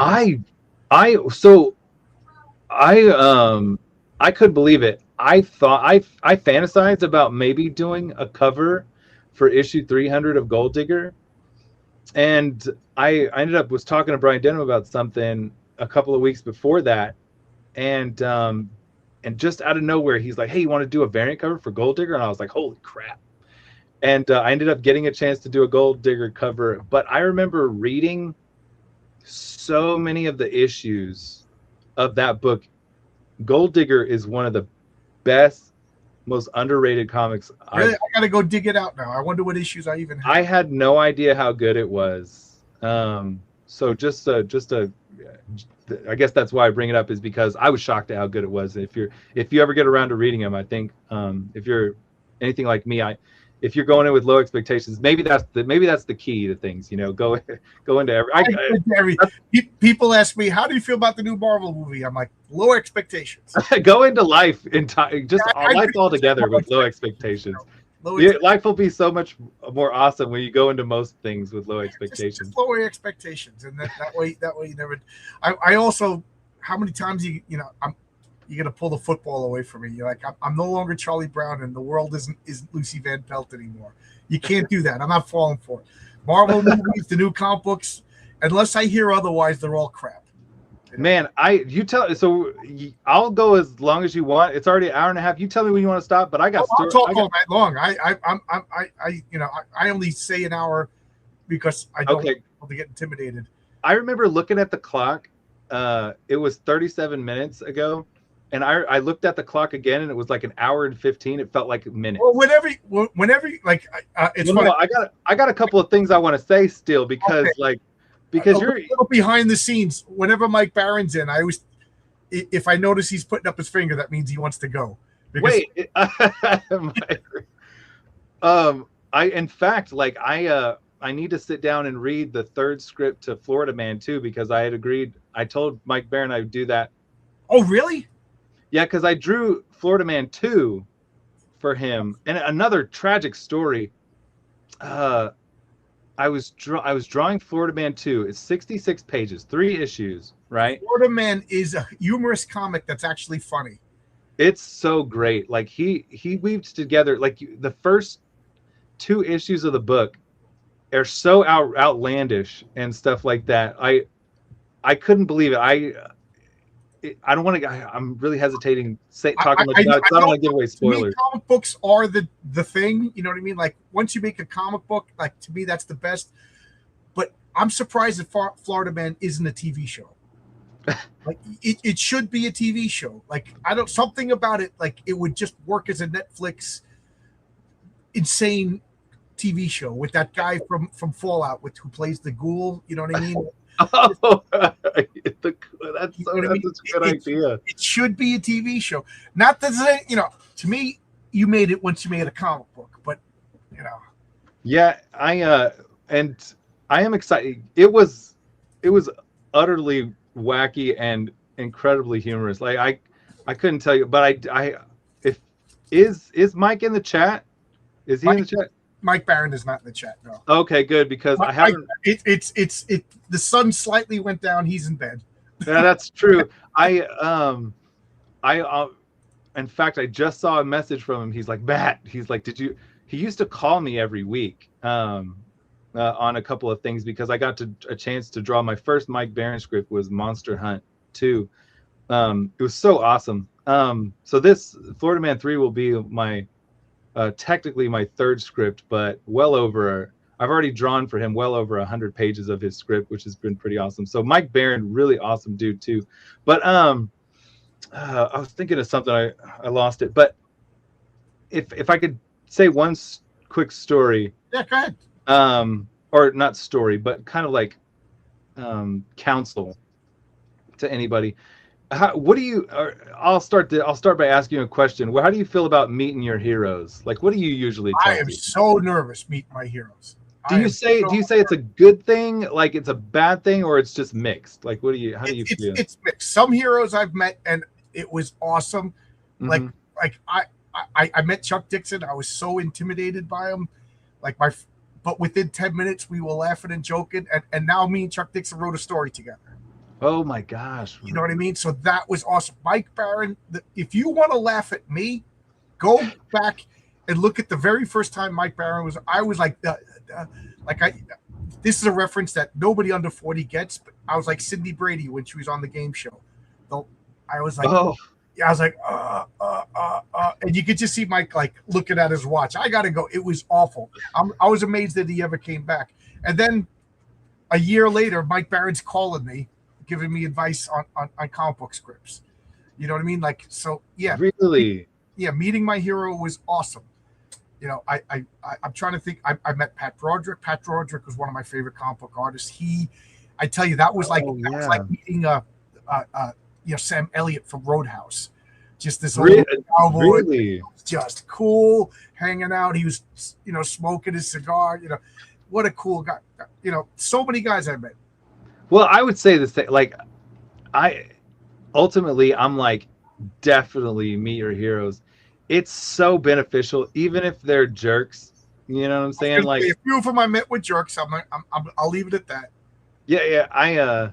I don't want to name any names, but like on their Mark Bagley, oops, like I swear, like, but I still was like, and I could name a couple other ones, but I don't really hold it against him. I don't think he's like a mean dude, but he was super mean to me because I came during a non-signing time. You know what I'm saying? He's got a very strict signing schedule, but like it was so fun to meet Mark Bagley.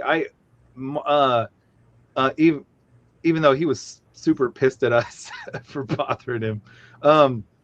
But I will say this, like 100%, meet your heroes. Private time, or did you meet him at the convention? No, he has a table, and there was nobody at his table, and I went to his table to get a couple of things signed, and he was so angry because he has like a schedule listed, and he pointed at the schedule, and he turned us away. He wasn't doing anything, and he wasn't.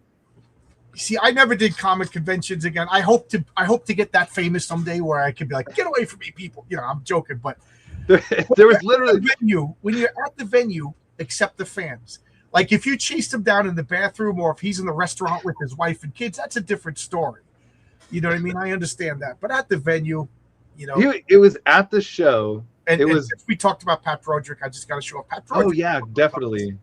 He and I don't want to beat the guy up. He was just like, he wasn't doing anything. I made sure he wasn't doing anything before I went over, but I didn't want to. We came back during signing times because he turned us away. He's like, look at the schedule, and I'm just like, okay, man, no problem.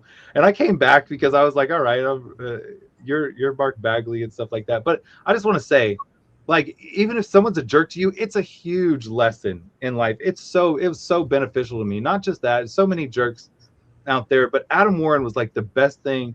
He was really awesome. And that's why I got a chance to do.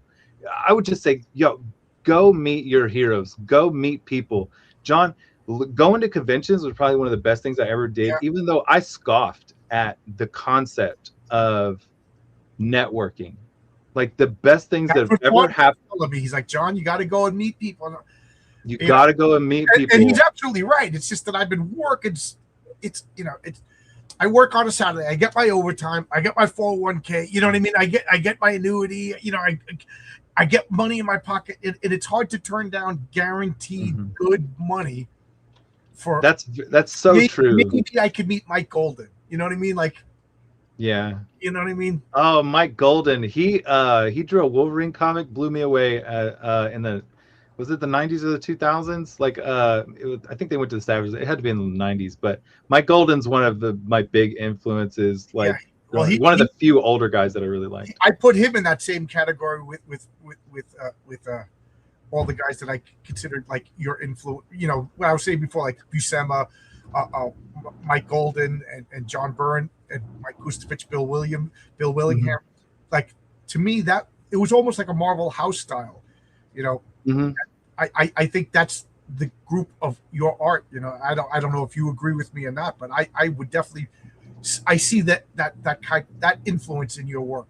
Man, because and I just mentioned Giants, so I'm complimenting you. Holy crap! Like that means so much to me because I've never really like sought out a John Byrne comic, but if you ask me, I I guarantee I've seen some of his stuff because I remember my very first time seeing Mike Golden in that Wolverine comic whenever he went to the Savage Land with Jubilee and maybe somebody else. Like, I didn't think that he was like one of those old guys. I thought he was like a modern new guy. I had no idea who he was.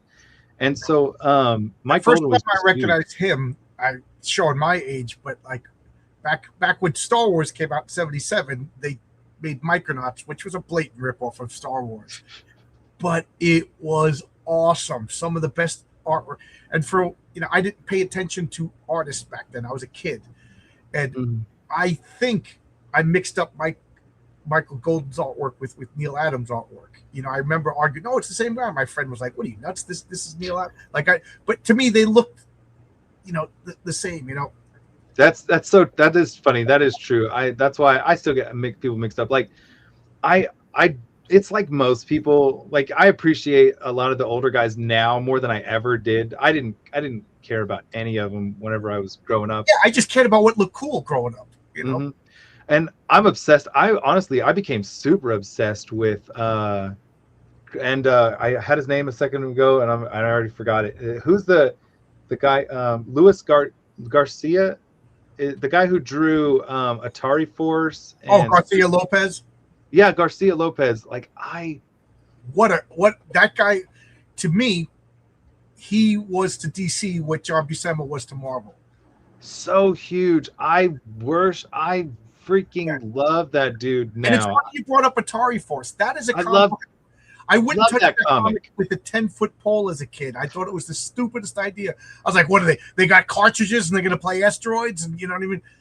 So everybody kept telling me that it was a good comic. So I was like, you know what? They're like $1 a piece. So I went and I got the whole run. It is awesome. It's awesome. So well drawn. It's surprisingly mature without crossing any lines. People die. Well, I don't think it started out like that. So they tried to do the Atari Force with the logo and with the first issue or something. But yeah, what Garcia Lopez did in that, I think 12 issues that he did, I could be wrong, but it was so different. It was mature. It was awesome. I freaking love that. His stuff on that. But I would just say if I got a chance to meet him, that would be crazy. I met John Byrne as a kid at a convention, but I don't consider that meeting him. He signed a comic. I remember him being cranky, but whatever. He also did like a talk. It was him and Walt Simonson did a talk. He was like a stand-up comedian. He had us laughing. It was a huge auditorium, but John Byrne just with the mic. He was awesome. And then Walt Simonson came up and he was talking about Beta Ray Bill, and everything. It was like pearls before swine. Like I didn't appreciate what I was listening to at the time, But it came on my channel, man. I was so nervous. I was so nervous. What a cool guy he was. That's one of the stories I wanted to tell because I just thought probably like 3 or 4 weeks ago, I was like, one of these days, I'm gonna get on the long box. I'm gonna be one of the big cats. All right, so let me just tell the audience, like I feel sick to my stomach saying this because I was just thinking this like maybe 2 or 3 weeks before I responded to your message, only to find out that I went looking in my DMs and you had asked me if I wanted to go on the show like a year ago or something like. I don't know if it was a year, but you asked me a long time ago if I wanted to go on the show, and I never saw your message, and I feel so sick to my stomach, and so I finally responded to you. Once a month, I email John Byrne. Time to pay the mortgage. Time to write a letter to John Byrne. And I'm fully prepared for him to say yes and then just yell at me and berate me for an hour and a half, and I'd still be a giddy little kid. Holy crap! It would be the most saccharine. It would just be me gushing. I love you, Mr. Byrne. I love you. No, I mean, that's the thing is like, that's what I think I struck like a balance of gushing and trying to be like cool between my very first instance of meeting Adam Warren, because like, and I'm just going to go back to this because you're about to start doing conventions. That's freaking exciting because like I said, networking, I just absolutely laughed at that idea forever.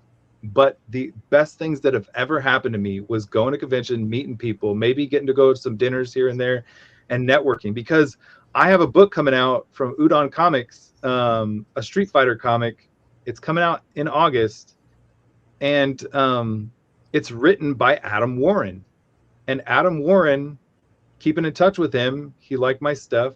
And he's like, hey, I wrote a script for a Street Fighter comic for Udon Comics. Do you want to draw it? And I was like, honestly, he didn't even ask me if I wanted to draw it. This is how the story goes. So I have a Street Fighter jury comic book coming out in August for Udon. And I get a message from Matt Moylan saying, hey, Adam Warren said, I want Matt Weldon to draw my comic, the issue that I wrote. And so like Adam didn't even ask me. He didn't have to ask me. Let me just put that out there right now. That is great. That is great that you your hero, and he was, like, again, there's no way to say this without sounding like I'm being pretentious or congratulating you, right? But like, I'm giving Chuck Dixon notes about a story that I came up with, and he's like, okay. I'm like, how am I telling him what to write, and how did this happen? You know what I mean? And it was such a pleasant, fun experience, and now you love Adam Warren, and now you're drawing a comic for him. You know what I mean? I can't fun. Like I'm so freaking jazzed to because I want to catch Mike Barron at a show one time. I want to meet him in person because Mike Barron, there was times where he used to call me every week, about stuff we were working on, and now he's gonna be. So let me just tell you, like, Mike Barron's awesome, but he forgot that he has my phone number because, like I said, he used to call me every week, but now he's like messaging me, and I got to respond to it. Like I said, he just sent me a message like, Matt, have you read the latest? And I saw it. He's like, have you read the latest Florida Man 3 script yet? And because and I'll tell you, he's not messaging me that because he wants me to get my butt in gear. Like Mike Barron is messaging me that because he's like, he wants to share something fun that he wrote. He's like, you're going to laugh out loud. He wants to know if I read it because he wants to know if it's funny and it's good, and he wants to share it with me. Well, like, he's excited. Yeah, he's excited. You can't be a comic book artist or comic book writer and not have like this kid-like personality. Yeah. You know what I mean?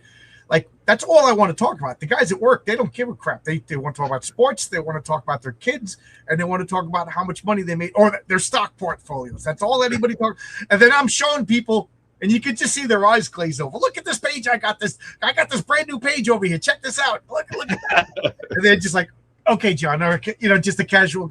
My wife is like, go talk to your friends. You know what I mean? That's all I want to talk about. She's like, go stream with somebody. Go talk about comic books. She's upstairs talking about whatever, and I'm like, oh yeah, well, Matt Weedon's coming on my channel. She's like, no, I can't. I want to do. I can't tell you how fortunate I feel, and this is going to be one of the greatest memories. Like just coming on your show because you're only going to get bigger. You have such like awesome drive to do so many fun things and put out your stuff, even if you're at a loss. I love losing money on my Punchline comic book. I have big plans to lose much more money on my Punchline comic book. So I know it's been so long since I've drawn some of the issues. Like the last issue that I drew was issue 15. Yeah. Oh, thanks, bro. Heroinberg. Awesome. Yeah. It's written by Adam Warren, and like I said, he just told him, he's like, I want Matt Weldon to draw my comic book, and I don't want to say anything, but we're working on other stuff together too that hopefully I can talk about soon. And just let me put this out there, John's Long Box, and I'm gonna get some. I can't wait to do some. Wait, what was the character Fu? What was the name of that King I need to do? Fu. All right, so I've been trying to like live stream more and do some stuff. I think King Fu is gonna be like my next live sketch man, art. I would love that if you could do it. Well, we can't. We're doing the pre-press. I said I'll do it in the King Fu Christmas special, but it's pretty much put to bed. There's a Christmas special. That's awesome. Yeah, I'll show you right now. Since we got a bunch of people watching. Oh crap! It's been on your name the whole time. Longbox Heroic Tales Christmas special. Holy crap! Yeah. So if you go to Kickstarter right now, I'll make this big. I got the Heroic Tales Christmas special. 2 stories in one, 2 complete stories. You don't need anything else, but I would appreciate if you picked up Heroic Tales 1 and 2. The main story is King Fu. Everybody seemed to like this character. He's the world's greatest martial artist and Elvis impersonator. And I made him up for my role-playing games. Me and my friends play Village Vigilantes, a game that's partially created by Bill Willingham. So I've been a fan of his since before he made comics. And I showed this to Bill Willingham. I got him to smile, which was fun. But people liked King Fu in my role playing game, so I threw him in my comic. And people were like, who is this? So I was like, I got to make a comic, and I wanted to make a Christmas comic because I love Christmas. My wife, we have 2 Christmas trees up all year round in my house. We love Christmas. Awesome. So this 16-page. I tried to see how I challenged myself. How fast can I make a comic? Well, I couldn't make one in one day like you did, but it turned out to be pretty quick. So we're done already. So on Fund My Comic, you can get it. Fund My Comic will be shipping out soon, and this is Kickstarter. I got to get $99 more for this to fund, so I'm asking for your support. But it's 2 stories. King Fu, he goes to Laos to rescue a missing Marine who could only be rescued on Christmas. The other story is the Patriarch Christmas Magic. The Patriarch is personal friends with Santa Claus, and Santa Claus told him a bit of Christmas magic that he's going to share with you all. 2 complete stories. Where is this tab? And I mean, here is the cover. This is Andrea Esparza. This guy does work for me and John Carpenter. How cool is that? This guy's doing work with John Carpenter and me. How did that happen? Well, it happened because Oscar, my colorist. And this is the King Fu cover by Renzo Rodriguez, colored by Oscar. And here's the internal art, so you know that I'm not doing a bait and switch. It's inside. And here is, I don't know why I keep looking at this, and I love Oscar's colors on this page. I love all of his colors, but the artwork is real. Oh, look, we broke the panel over here. Renzo. That's an excellent execution of breaking panel. Yeah. I don't know what happened, but So how long? So you got 43 days left. Go back it. Everybody go back it. And it has fantastic letters by Bill Willingham. Not Bill Willingham. Bill Williams. I got excited and I said the wrong name. But Bill is my spell checker, my guy who's doing all the pre-press. He sent me the digital. I got to check it out now, and if the digital is fine, I'm going to start sending out the digital copies tonight to people that backed. Christmas in July, ladies and gentlemen. Yep. I agree. We want more weird than Punchline. I love that comment. That's awesome. I appreciate y'all. It's I'm even working on like another swimsuit issue for the Punchline stuff, and I don't know what the deal is with Antarctic Press. We're still publishing through Antarctic Press, but because I haven't really been around, like Bill's been handling most of that stuff, so I don't know how. I just want to say thanks to Antarctic Press, for doing what they did. I mean, it was literally such a crude arrangement. Bill shows up and he's like, hey, you want to publish our comic book? And they're like, yeah, we'll give it a shot. And like 15, almost 20 issues later, like they published a swimsuit issue, a couple of other random issues, some Punchline stuff. I was even looking on the website. They even did like a Punchline sketchbook comic, maybe even a coloring book. Yeah. Like ridiculous stuff. But I mean, they've been around forever too. I remember the very first Antarctic Press I think I got was Savage Henry or Vortex back, Oh crap! Back in way back days, Yeah. I think Ben Dunn even just got and a huge award. I think he was inducted into the Will Eisner Hall of Fame or something at San Diego Comic-Con. He's one of the most important people in comics that people unfortunately don't know enough about. I think that's totally true, man. I totally agree with that. Like, but anyways, if y'all get a chance, meet your heroes, because go out and meet people. John, I don't know, what's the convention you're going to with? It's called Tropicon. It's August 14th and 15th. It's right here on Long Island. It's a small convention. I like to just jump in the deep end and do stuff, but for some reason I've been nervous about doing conventions. I don't know why. It's like, so I was like, all right, I'm going with Vaughn. It's close to home. I could put all my stuff in the car. I could drive there. And I get really nervous. Like, what if I have to go to the bathroom? I'm almost 60. You know what I mean? Do I leave my booth and I come back and everything's gone? You know what I mean? So, so this is just the perfect, everything lined up. Vaughn's going to be there. Vaughn's bringing one of his friends. So we will have a couple people he's experienced. He took care of all the paperwork. So, yeah. Awesome. Yeah. All I did was pay Pal and my share of the money. And well, that's how I did it. Like, I'll never forget, like, doing that split. That's exactly how I did it. I bought half of a table off a guy who was taking care of all of that stuff, getting into like the Wizard World conventions over here in Austin and in Dallas. Like, back so many years ago, tables were so outrageous, like $300. That was like the most expensive table, like conventions, because maybe besides like San Diego. But I can't even tell you. Like, I showed up with no banner stand, and I just put like a couple of random pencil sketches. Your comics look awesome. You know what I mean? Your comics sell themselves.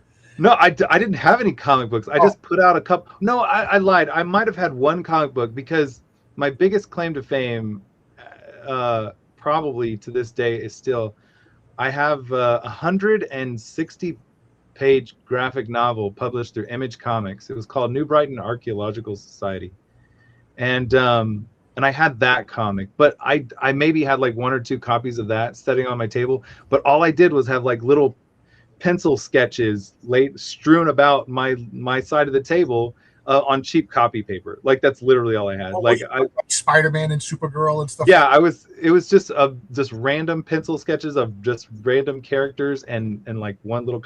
It was the most ridiculous looking table. So are you full-time comic book guy? Like, you don't work at the plant anymore? No, I am full-time now. I got a chance, because it was good money. At the time, I had a chance to pay off my house like 20 years early. Nice. And so it was a cheap house in Austin. I got a foreclosure back when the housing market crashed back in 2009 or something like that. And so now I'm trying to fight to get my appraisals down so I don't have to pay so much taxes but anyways, I just got a cheap house, and now I'm able to like kind of do this full time. It's a lot less money than I was making it. It's funny that you said that, because in the middle of COVID, I was like, we got to get out of Queens. It's too crowded. Like they said, everybody, don't work for 2 weeks. I was like, this is going to end badly. I said, we got to get out of here.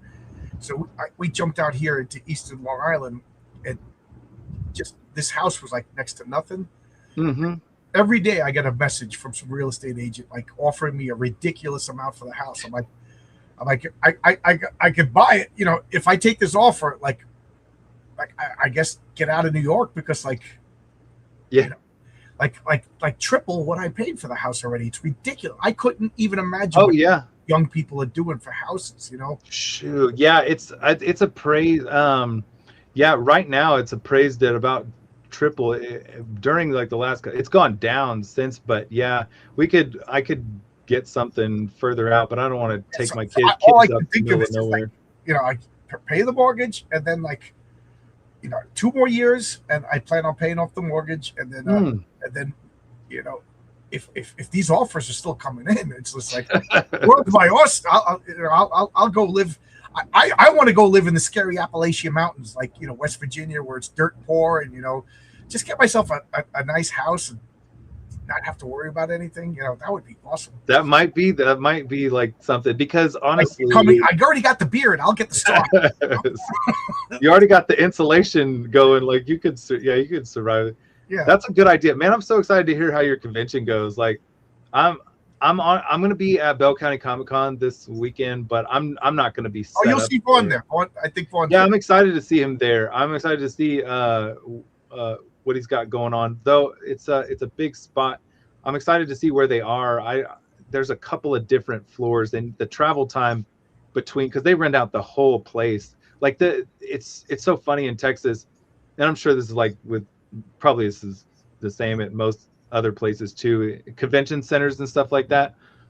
There's a part of this convention center that's literally like where they hold rodeos. Oh. And so like it's a barn at certain parts of it, you know what I'm saying? So they rent out the whole barn, the whole main floor, the whole everything. I wonder if they're going to stick Vaughn and Phil in the barn area where the air conditioning is like not the best out there. They've gotten better in the last couple of years at trying to keep but it's kind of like a huge place, and the arrangement of it requires like certain travel times and stuff like that, because if you're going to go down to the main floor, you got to go down the one way. You can't go back that way. There's only one way out of there too, and it gets ridiculous. But anyways, I stopped going to New York Comic Con. I only went I didn't go this year, but the year before I only went just because I knew so many people from doing this channel that I met Vaughn and we went out to eat and stuff like that.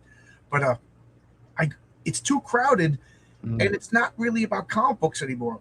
Like Marcus in the chat keeps saying that Heroes Con in North Carolina is about comics, and that I'd like to go to. I know MegaCon in Florida is about comics, but New York Comic Con for a while was just movies, and anime and everything. Oh yeah, and I know a lot of the vendors were getting mad because they would spend all this money and bring hundreds of boxes, and nobody was buying back issues.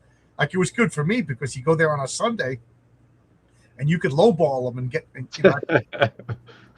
yeah, you go on the last day. That's true. Yeah. Well, John, listen. Wait, what did you say? You said, where's Heroes Con? What is that? Heroes Con is in North Carolina, right? Okay, MegaCon is Florida. Yeah. Heroes Con is North Carolina. That's one of the ones I was thinking about doing too. Have you ever been to Montreal Comic Con? I love. No. I've been to Toronto, not to the Comic Con, but my brother-in-law lives in Toronto. My wife is from Canada. I love Toronto. I've been to Montreal, but I was 18, so God knows how many decades ago that was, because it was Christmas break and me and my friends wanted to be able to drink. So he just turned it to 21 in New York. So it was like either drive to New Orleans, and then my friend was like, Montreal. Like, we didn't even think of it. So we drove up to Montreal. I got to say, man, Montreal is awesome. I love Montreal.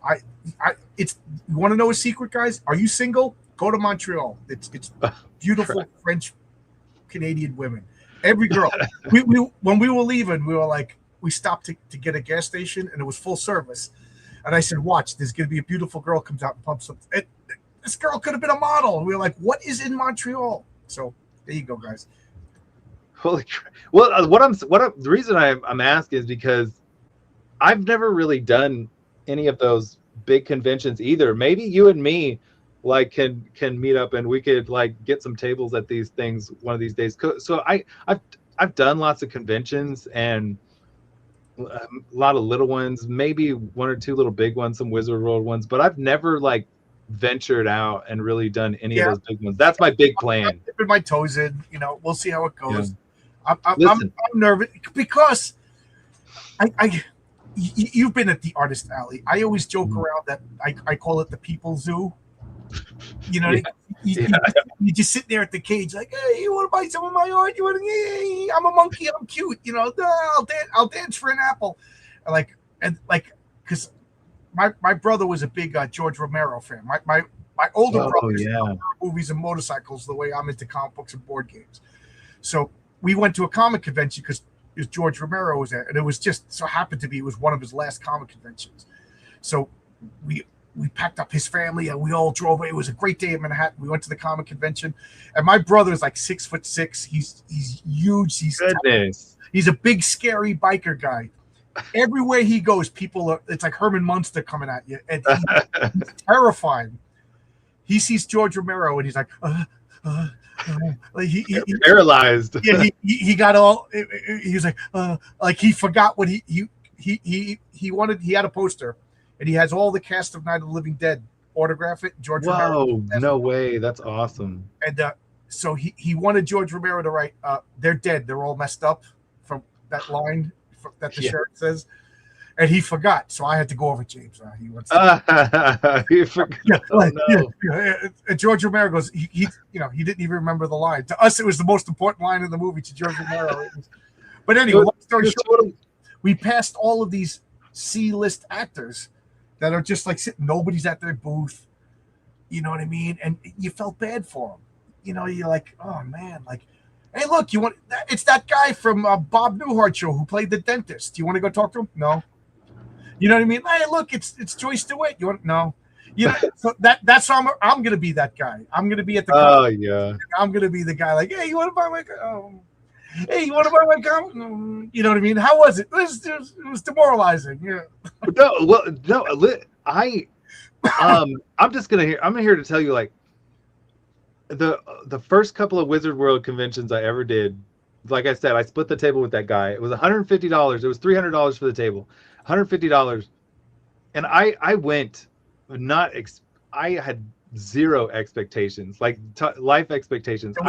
We already learned, if you get one thing from this talk, is lower your expectations. Yeah, lower your and I actually made my money back the first couple of years I did it, and I was like, this is incredible. I couldn't believe it. I expected to make zero. I expected to make absolute zero. I wasn't even thinking about money. I'm hoping to make my money that I laid out, and maybe the banner and the stand. That, you know, if I do that, I'll consider it a success. You know what I mean? It would be, yeah. I agree. I can't stress this enough.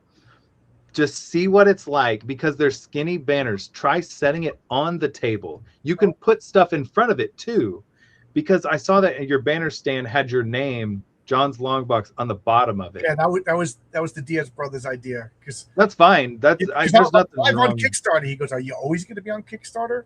You know, put your YouTube channel on." That's where I was like, "You're smart. You're smart." That's why the Diaz brothers are kicking ass. They're smart. No, they're smart. The only reason I would say put everything at the top is if you're going to put it behind you. It's hard for people to see, but if you put it on the table, just see what it looks like. People will see it from so far away, and they'll be able to see what's on the bottom of the banner stand too. And you can they'll take pictures of it. You know what I'm saying? I don't like carrying business cards anymore to conventions. And so I put all my information on my banner stand. So I'm like, I'm so sorry I don't have business cards, but if you just take a picture of that, boom, that's everything you need right there. That's the business card. And people are not going to lose a photo in their phone. They'll lose my business card, you know, or something like that. I made cards for my second campaign. I took the covers. They're really cool cards. I still have some. And I put a QR code on it, you know, and I handed them out to everybody. And at work, like, everybody's like, "You making comic books?" Oh, like all the guys at work, you know, they're the same age as me, and they all loved comics as a kid, so they all theoretically was excited about it. So I gave them all the cards, and then, you know, I'm at work finding my cards all in the mud, in the snow. Oh, really? I go to the porta potty. There's one in the porta. You know, I'm like, it cost me $150 for that box of cards. That, you know. Yeah, that you may after maybe 150, 300 cards, maybe one will like reach out to you or something like that. I could be wrong about the numbers. I don't know, but I'm not against having business cards. I like having them, and I'll probably do them again in the future. But I don't know. I thought it was always better, you know, here, take a picture. I found out that here, take a picture, you know, and I'll get so many follows on YouTube or Instagram, you know, either at the show or shortly after and stuff like that. I thought it ended up being much better, you know, here, take a picture of this, you know, stuff like that. But yeah, get your Square squared away, get your Venmo and your what's the other one? Cash App or whatever. Oh yeah, I didn't even think of that. Well, I mean, if my PayPal is John's Long Box, so yeah, that'll be easy. Yeah, you're right.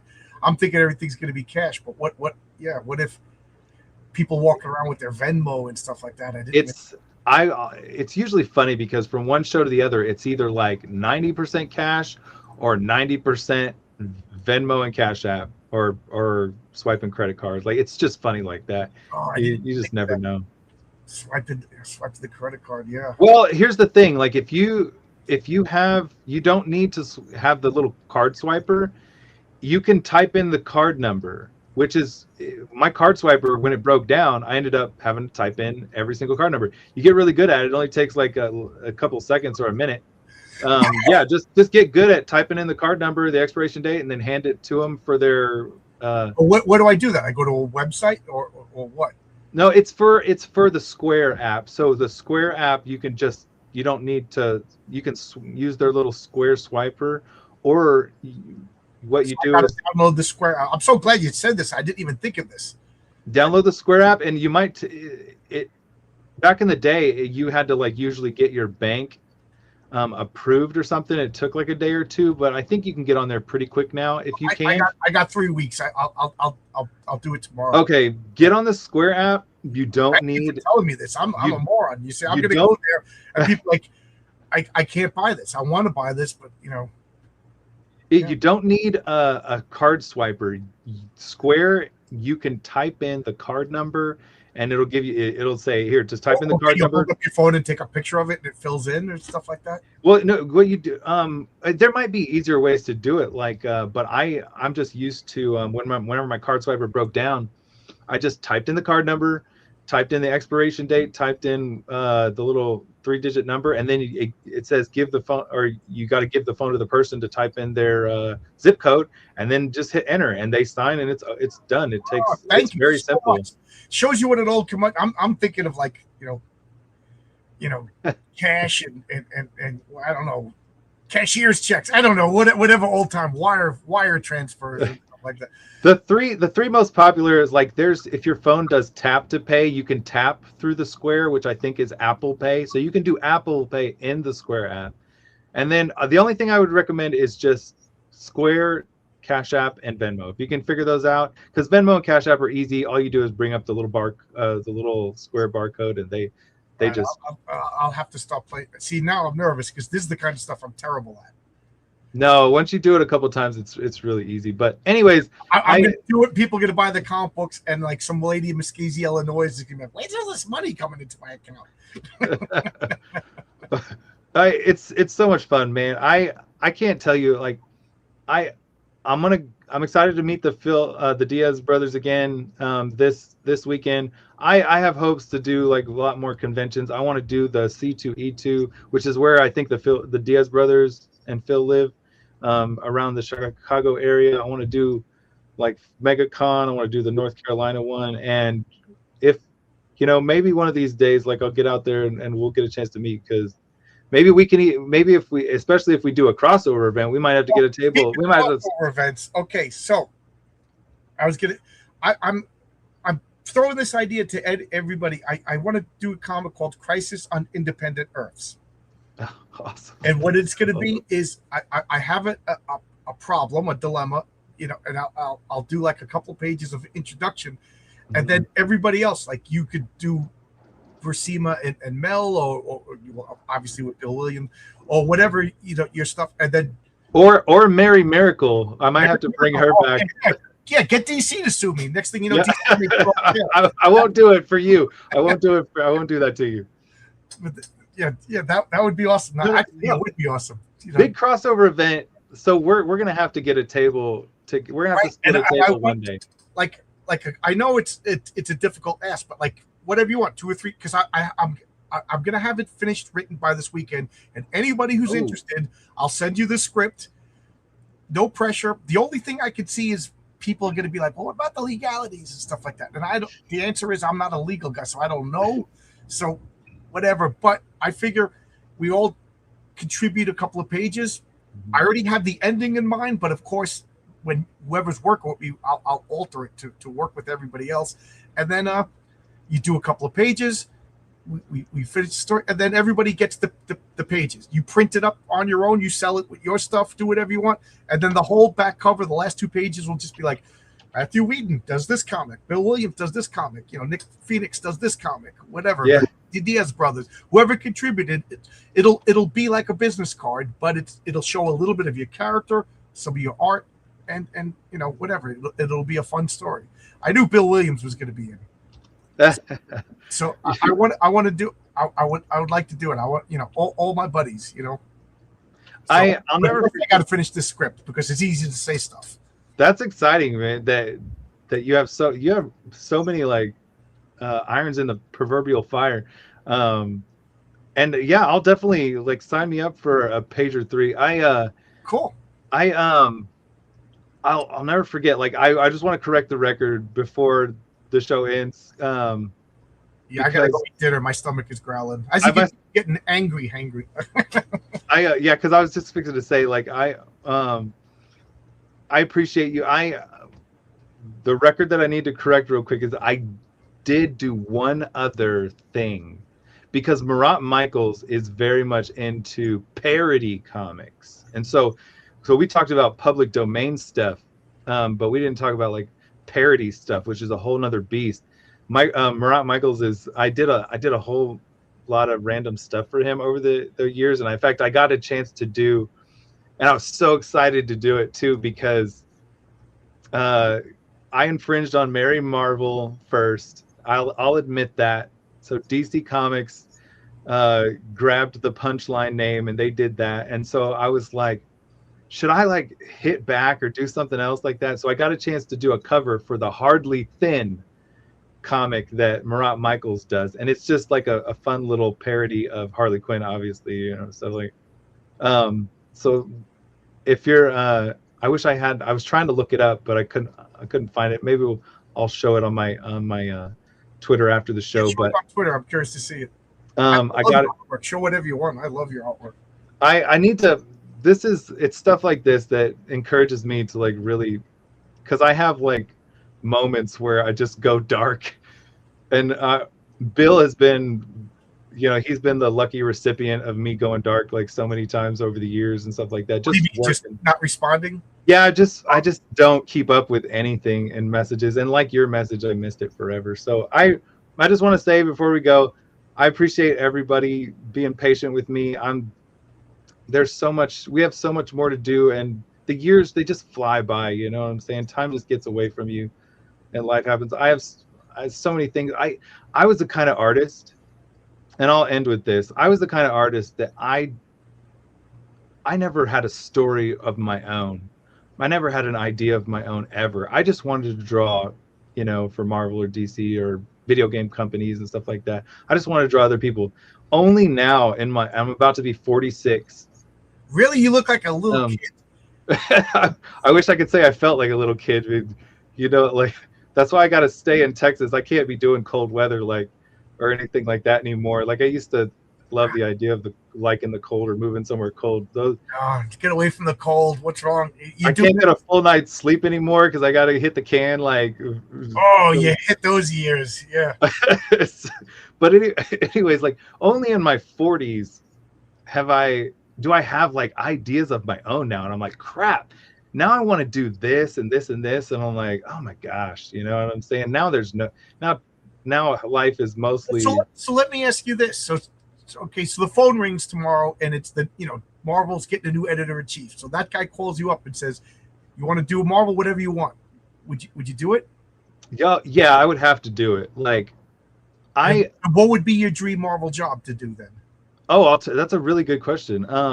Before I answer that, next, if we ever do another show together, I can't believe I forgot this. I'll tell you how to bomb a DC interview, and it's called a tryout.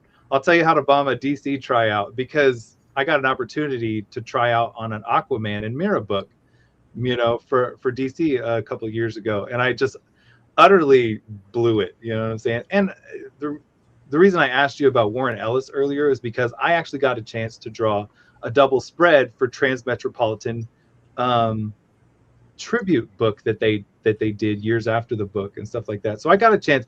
I'm actually in the DC, it's Warner Brothers payment system. I went through HR and did all the stuff. So I'm actually hired by Warner Brothers So to do you're to do. technically a freelancer for DC. Yeah, but I never got a chance to really do anything. But if Marvel called one day and asked, I would probably want to do either an X-23 book, Really, a Hulk book, Hulk.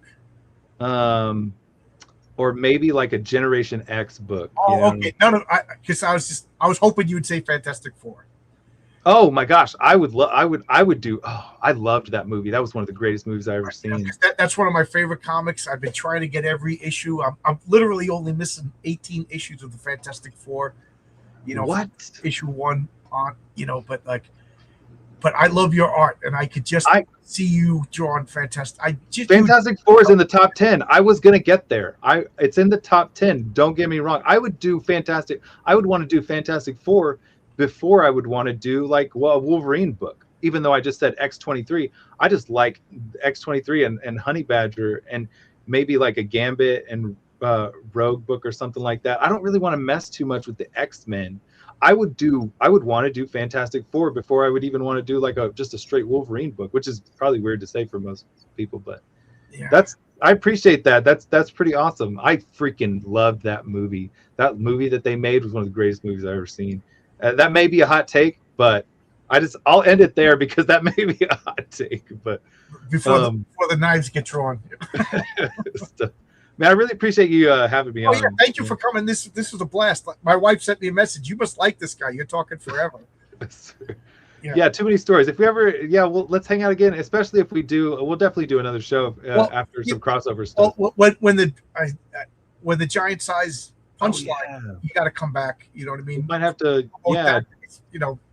We'll be promoting each other. So yeah, we'll have to do a solicit / pitch stream. Maybe me, you, and Bill will come in and talk about that. Definitely, that's a good idea. Yeah. Yeah, but man, this was a blast, man. I always get nervous. Are we going to talk? What are we going to say? You know what I mean? Like, pitch your comic for 20 minutes because I don't know what to say. You know what I mean? But this was awesome. Awesome. I think it went well. Like I just woke up. There's always like a gamble on when I take naps before things like this.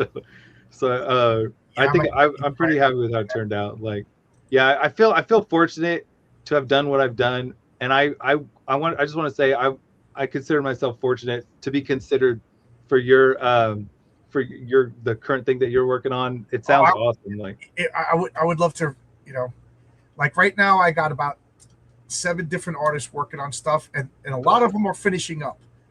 So and then I went and talked to the 8th artist, and then I realized I'm overextending myself, and he was gracious enough and said, I got this to work on. When you're ready, reach back out I got like 3 comics just about to be done. I got a bunch of stuff that's halfway done. And quite frankly, it's got to make more sales. It's got to make more sales. I know that. I think crowdfunding. I don't know if crowdfunding has hit a doldrum or if comics have hit a doldrum, but a year ago, it was easy to call your money back. Now it's and it's not just me. I've seen guys that were making $100,000 doing my numbers now. Well, one more quick story. I'll never forget. Like I was working for Image, and I did that Image graphic novel, and I had plans. Image said we could do whatever we wanted. Stevenson and was friends with Mark Smith, who I was working with at the time. He said, you guys can do whatever you want at Image Comics. And one weekend, Mark Smith just flipped out on them and said, you guys are screwing us over, screw this, we're going to go crowdfunding, and just blew everything up. And so I remember way back in the day, like you could look this up because I don't want to tell the whole long story because you're hungry, I'm hungry. But look this up. Crowdfunding 15 years ago was supposed to be like the future. And Mark Smith took a book called Sullivan's Sluggers, and I did a lot of artwork for it. I didn't do the whole thing. I didn't draw the book. But it was the first book. It made all kinds of headlines because it was the first crowdfunding book ever to make $100,000. It was crazy. Crowdfunding was barely a thing back then. And look it up. Mark Smith, he made all kinds of headlines by making $100,000. Let me just tell you, I don't know, crowdfunding is weird for me because I was there almost from the beginning in a weird way. You know, it's been on and off. It's a hard sell to normal people. Yeah. You know what? You know, I told the story a few times, but like, I'm on the construction site, and everybody's excited that I'm making a comic. Everybody wants to be in the comic. Little, you know, there's people in my comics that are actually guys that I work with, and they get a kick out of it. You know what I mean? But like, they all love it. They're all into it. And then I'm like, okay, yeah, you don't want to, you know, the campaign's live. You want to back my book? Okay, so I buy this. What, like tomorrow it'll come in with the no, like a year from now. Yeah. And then just like, what? Yeah. You know what I mean? Like, so I couldn't tell them it was crowdfunding. I had to say it was pre-ordering. Yeah. You know what I mean? Like normies don't. It's just like so. And then when you say like, I'm about to cross the line into controversy right now, but then when you say like you're just supporting my lifestyle or you're just supporting my concept, it may not come out. Like, how can you say that to people? How can you say that to people and still expect people to support you? That is so true because I just ended up like there's a book that I did years ago that ended up funding for does 20 or 20 something $1,000. I can't even remember, you know what I'm saying? And then there's other books, you know, but that money is long gone, right? It hasn't been fulfilled. It's been 5 or 6 years, and I drew a 48-page book that'll probably never get fulfilled. You know what I'm saying? Crazy times. I'm telling you, crowdfunding has been a wild animal. But it's just you were paid by somebody else, so it's not your book. No, I didn't. I did it for free. Oh. Thinking that I would end up maybe getting something on the back end. Oh. Or maybe get some comp copies or something like that, and ended up just accepting the fact that, you know, it was going to be. Honestly, I'm just here to tell you, it was the Mike Baron script, and it was the first Mike Baron thing I ever worked on. It was the Monster Hunt 2, and I griped about it and caused up a big controversy on my Twitter recently and pissed off a lot of people. But the guy who ran the campaign just ran off with it, and it will never be fulfilled. But I knew that there was a chance that whenever you do back end deals, you never know if you're going to get paid. Well, so I knew what I was. I had words with a couple of guys that I like to think I'm still friendly with, you know, but I said, like, I'm not here to. Don't tell me what I'm spending my money. I'm not here to fund your lifestyle. I'm here to buy a comic book. If I'm on Kickstarter, I don't think it's any different than walking into a store. The only thing is I'm willing to accept that I'm paying now and I'll get the book a year. To me, a year is fine. But like, I don't want to hear if you're telling me that, oh, you're funding my lifestyle, I'm out. I am out. You know, I don't care about your rent. I don't care about your kids going to college, or you know what I mean? Like, I want to buy a comic book. So if you're telling me, this is so that I can be an artist. Well, you know what? Why don't you support me? I don't want to be a construction worker. I want to write comic books. So why don't you support my lifestyle? To me, that's like communism. You know? Like, you're not entitled to. Nobody's entitled to be a comic book artist or a comic book writer. Yeah. What I'm entitled to is a transaction. And if you want to sit in your nice house with your pool, light up cigars, and you want to maintain that lifestyle, the way to do that is to produce. Shut your mouth, stop live streaming about Eric July, and produce those freaking comic books. I don't care about your lifestyle. You know, I want a comic book. Well, it's so funny. Like, the guy I'm talking about, he basically said, you know what I'm saying? The bills came, you know what I'm saying? Like, right. And bills came from me too. That's why everybody. Yeah. That's why I'm a construction worker. First of all, I know that it wasn't just the bills. I know that a lot of that money went and was blown on cryptocurrency.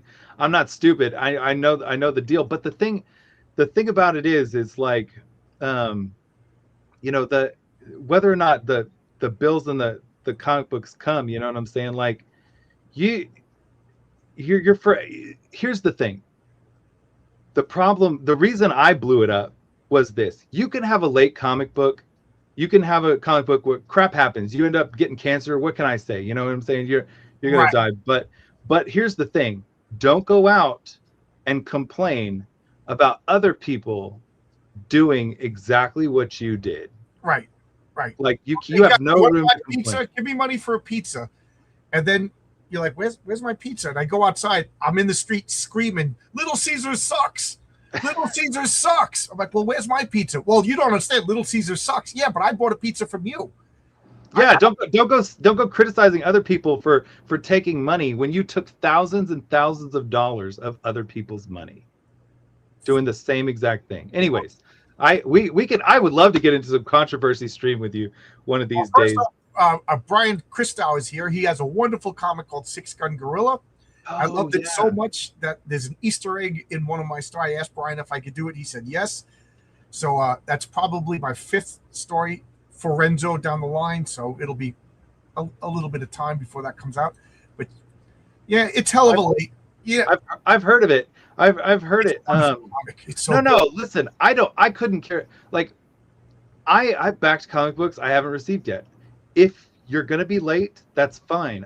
I might have even been late. I might be late in the future, but I don't want to see you on Twitter complaining about other people taking money from other people or being late when you're guilty of the exact same thing. That just drives that's deflection. me crazy. Yeah. Brian Chris, I hate saying this because he's a good guy. Brian Christow's late. I know some behind the scenes stuff. I know, but this guy is like you said. He's not gambling. You know what I mean? Is he out there? Is he out there? Is he out there like complaining? Channel and he says John's long box is a jerk and he doesn't know what he's doing. That's what he does for 8 hours a day. He streams about me now. John Kriska, I don't know if you're out there saying these guys suck because they're late, they stole money, then I would have a problem with you. If you have a late book, I don't care. Like, that's not the problem. You know what I'm saying? For me. But I agree with you 100%. You know, I also got crap because I was talking to I don't want to mention this person's name because he's like a demon. You say his name, he shows up. But I told him, you don't get to touch that money until the comic is delivered. That's awesome. You don't touch that money. And then I told a personal story about how I broke my neck and I had a bad misfortune in my life. I got into a car accident. I broke my neck. I was out of work for 8 months. I suffered some hardships. My comic still came out on time, and I could have used that. I had 10 grand for my first comic. I could have used that 10 grand to pay a bill. Instead, I let that bill.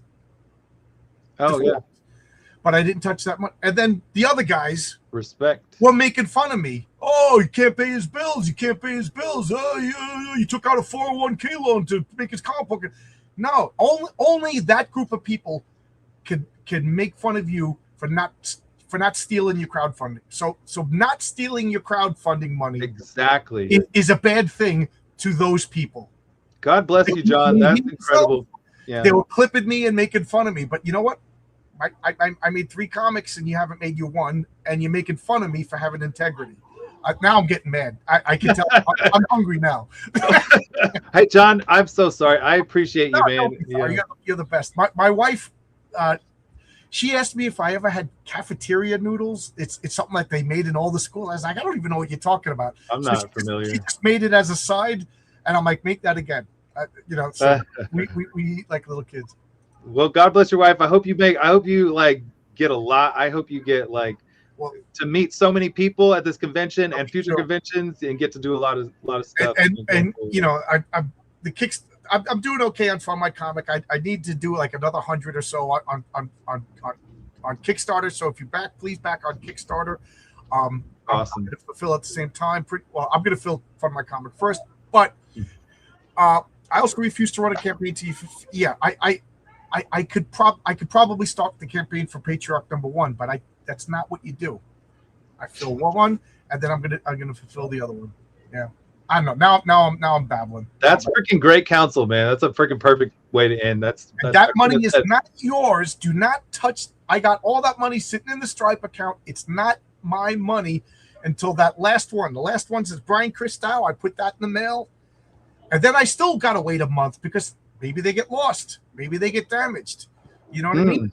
And then that money's yours. Not for your lifestyle. You know, that is just so. Not for your cryptocurrency. Not for your cryptocurrency. After the fact. After the fact. After the fact. What's signing with you?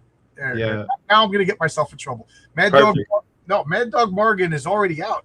Adam Lawson is awesome. Whoa. Yeah, Adam Lawson's he's great. He's awesome. Yeah. I don't know if he just did it for me, but he sent me a bunch of comics with this. One of them was called Super Science. That was awesome. So Adam Lawson, if you're watching this, you're awesome. He has a lot of cool Twitter posts. Yeah. Cool. Yeah, Thank you again, John. I really appreciate it. I'm starting to babble now. I'm gonna get a message from my wife any minute now. End it. You're babbling. That she's. No, you're not. You're fine. You're doing good. That's perfect. Thanks a lot, everybody. So Matt and I will both be in a comic book real soon. Giant Size Punchline #1. I can't wait. till you guys read the story. Hey, it's on me. I'm the last guy that needs to get this stuff done, so it's on me. I'm late right now. It's not late yet because he didn't solicit it. He didn't collect money. You know what I mean? Like I always tell people, you don't know you're waiting for stuff yet. That's not waiting. You know what I mean? It should have been solicited a long time ago, but I'm the one holding up the show. But yeah, it's gonna be great. It's gonna be me. It's gonna be me, Matt. It's gonna be me, Matt, Bill Willings. And be Matt and Bill Willingham in the same comic book. I'm like a little kid. I can't wait. And it's going to be in comic book stores. I'm finally going to make it to comic book stores. You know, thanks to hot dog, man. I know. I'm so excited. I'm like a little kid. You deserve it, John. You deserve it. Thanks a lot. Thank you. All right, brother. Before I continue babbling, we'll say goodbye, kids. Goodbye.